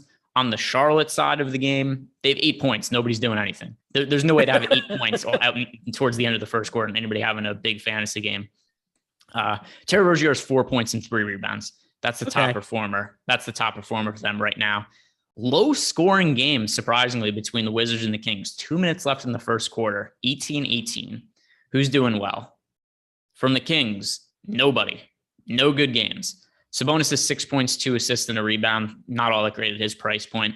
From the Washington side of the game, pretty decent start for KCP. 4 points, 2 rebounds, and a steal. 4 points, 2 rebounds, and an assist for Kyle Kuzma. 4 points and an assist for Thomas Bryant. Denny has an assist and a steal off the bench. Once again, 18-18, not that much doing. The most notable fantasy performer there is probably Kentavious Caldwell-Pope. See, Pelicans, Spurs. DeJounte Murray, the dude always comes through. 7 minutes, 6 points, 3 assists, a steal, a rebound. Dude is just straight heat always. Pelicans, rough start Devin for my guy, Vassell, Jonas not Johnson. straight heat. What's that? Devin Vassell, not straight heat. No, Devin Vassell has. What happened? Did he end? I guess he just checked out really quick. So maybe he only played 4 minutes. Yeah, maybe he just won't get the minutes because he played 4 minutes as a. I mean, that's not bad point per minute production. 4 minutes, 4 fantasy points, but it's going to be an issue if he only plays. We're about to get popped, minutes. Boys. We're about to get popped. Could be. I mean, they ran. Listen to this rotation. So, like at one of the first whistles, McDermott, Pirtle, and Vassell all checked out. So only 4 minutes for each of those guys. He did a full bench swap. Lonnie Walker, Joshua Primo, Jock Landau is playing more center minutes right now than Jakob Pirtle. On the Pelican side of the game, Brandon Ingram, 10 points, no other stats, really the only notable performer. So that's where we're at right now. Hornets getting their asses kicked. Low scoring Kings, Wizards, and Spurs. Murray looking good, not too much else happening. That's about going to bring us to the end of our show here, Matt. Any final thoughts before we sign off? No. Let's go. Let's go. My numbers in the Super Bowl boxes. Let's go. Whatever random prop bets I land on tomorrow. Maybe this is a gambling blind spot that I've had before the recent days. Have you heard of an octopus in football? Oh, I've talked. I've been doing so.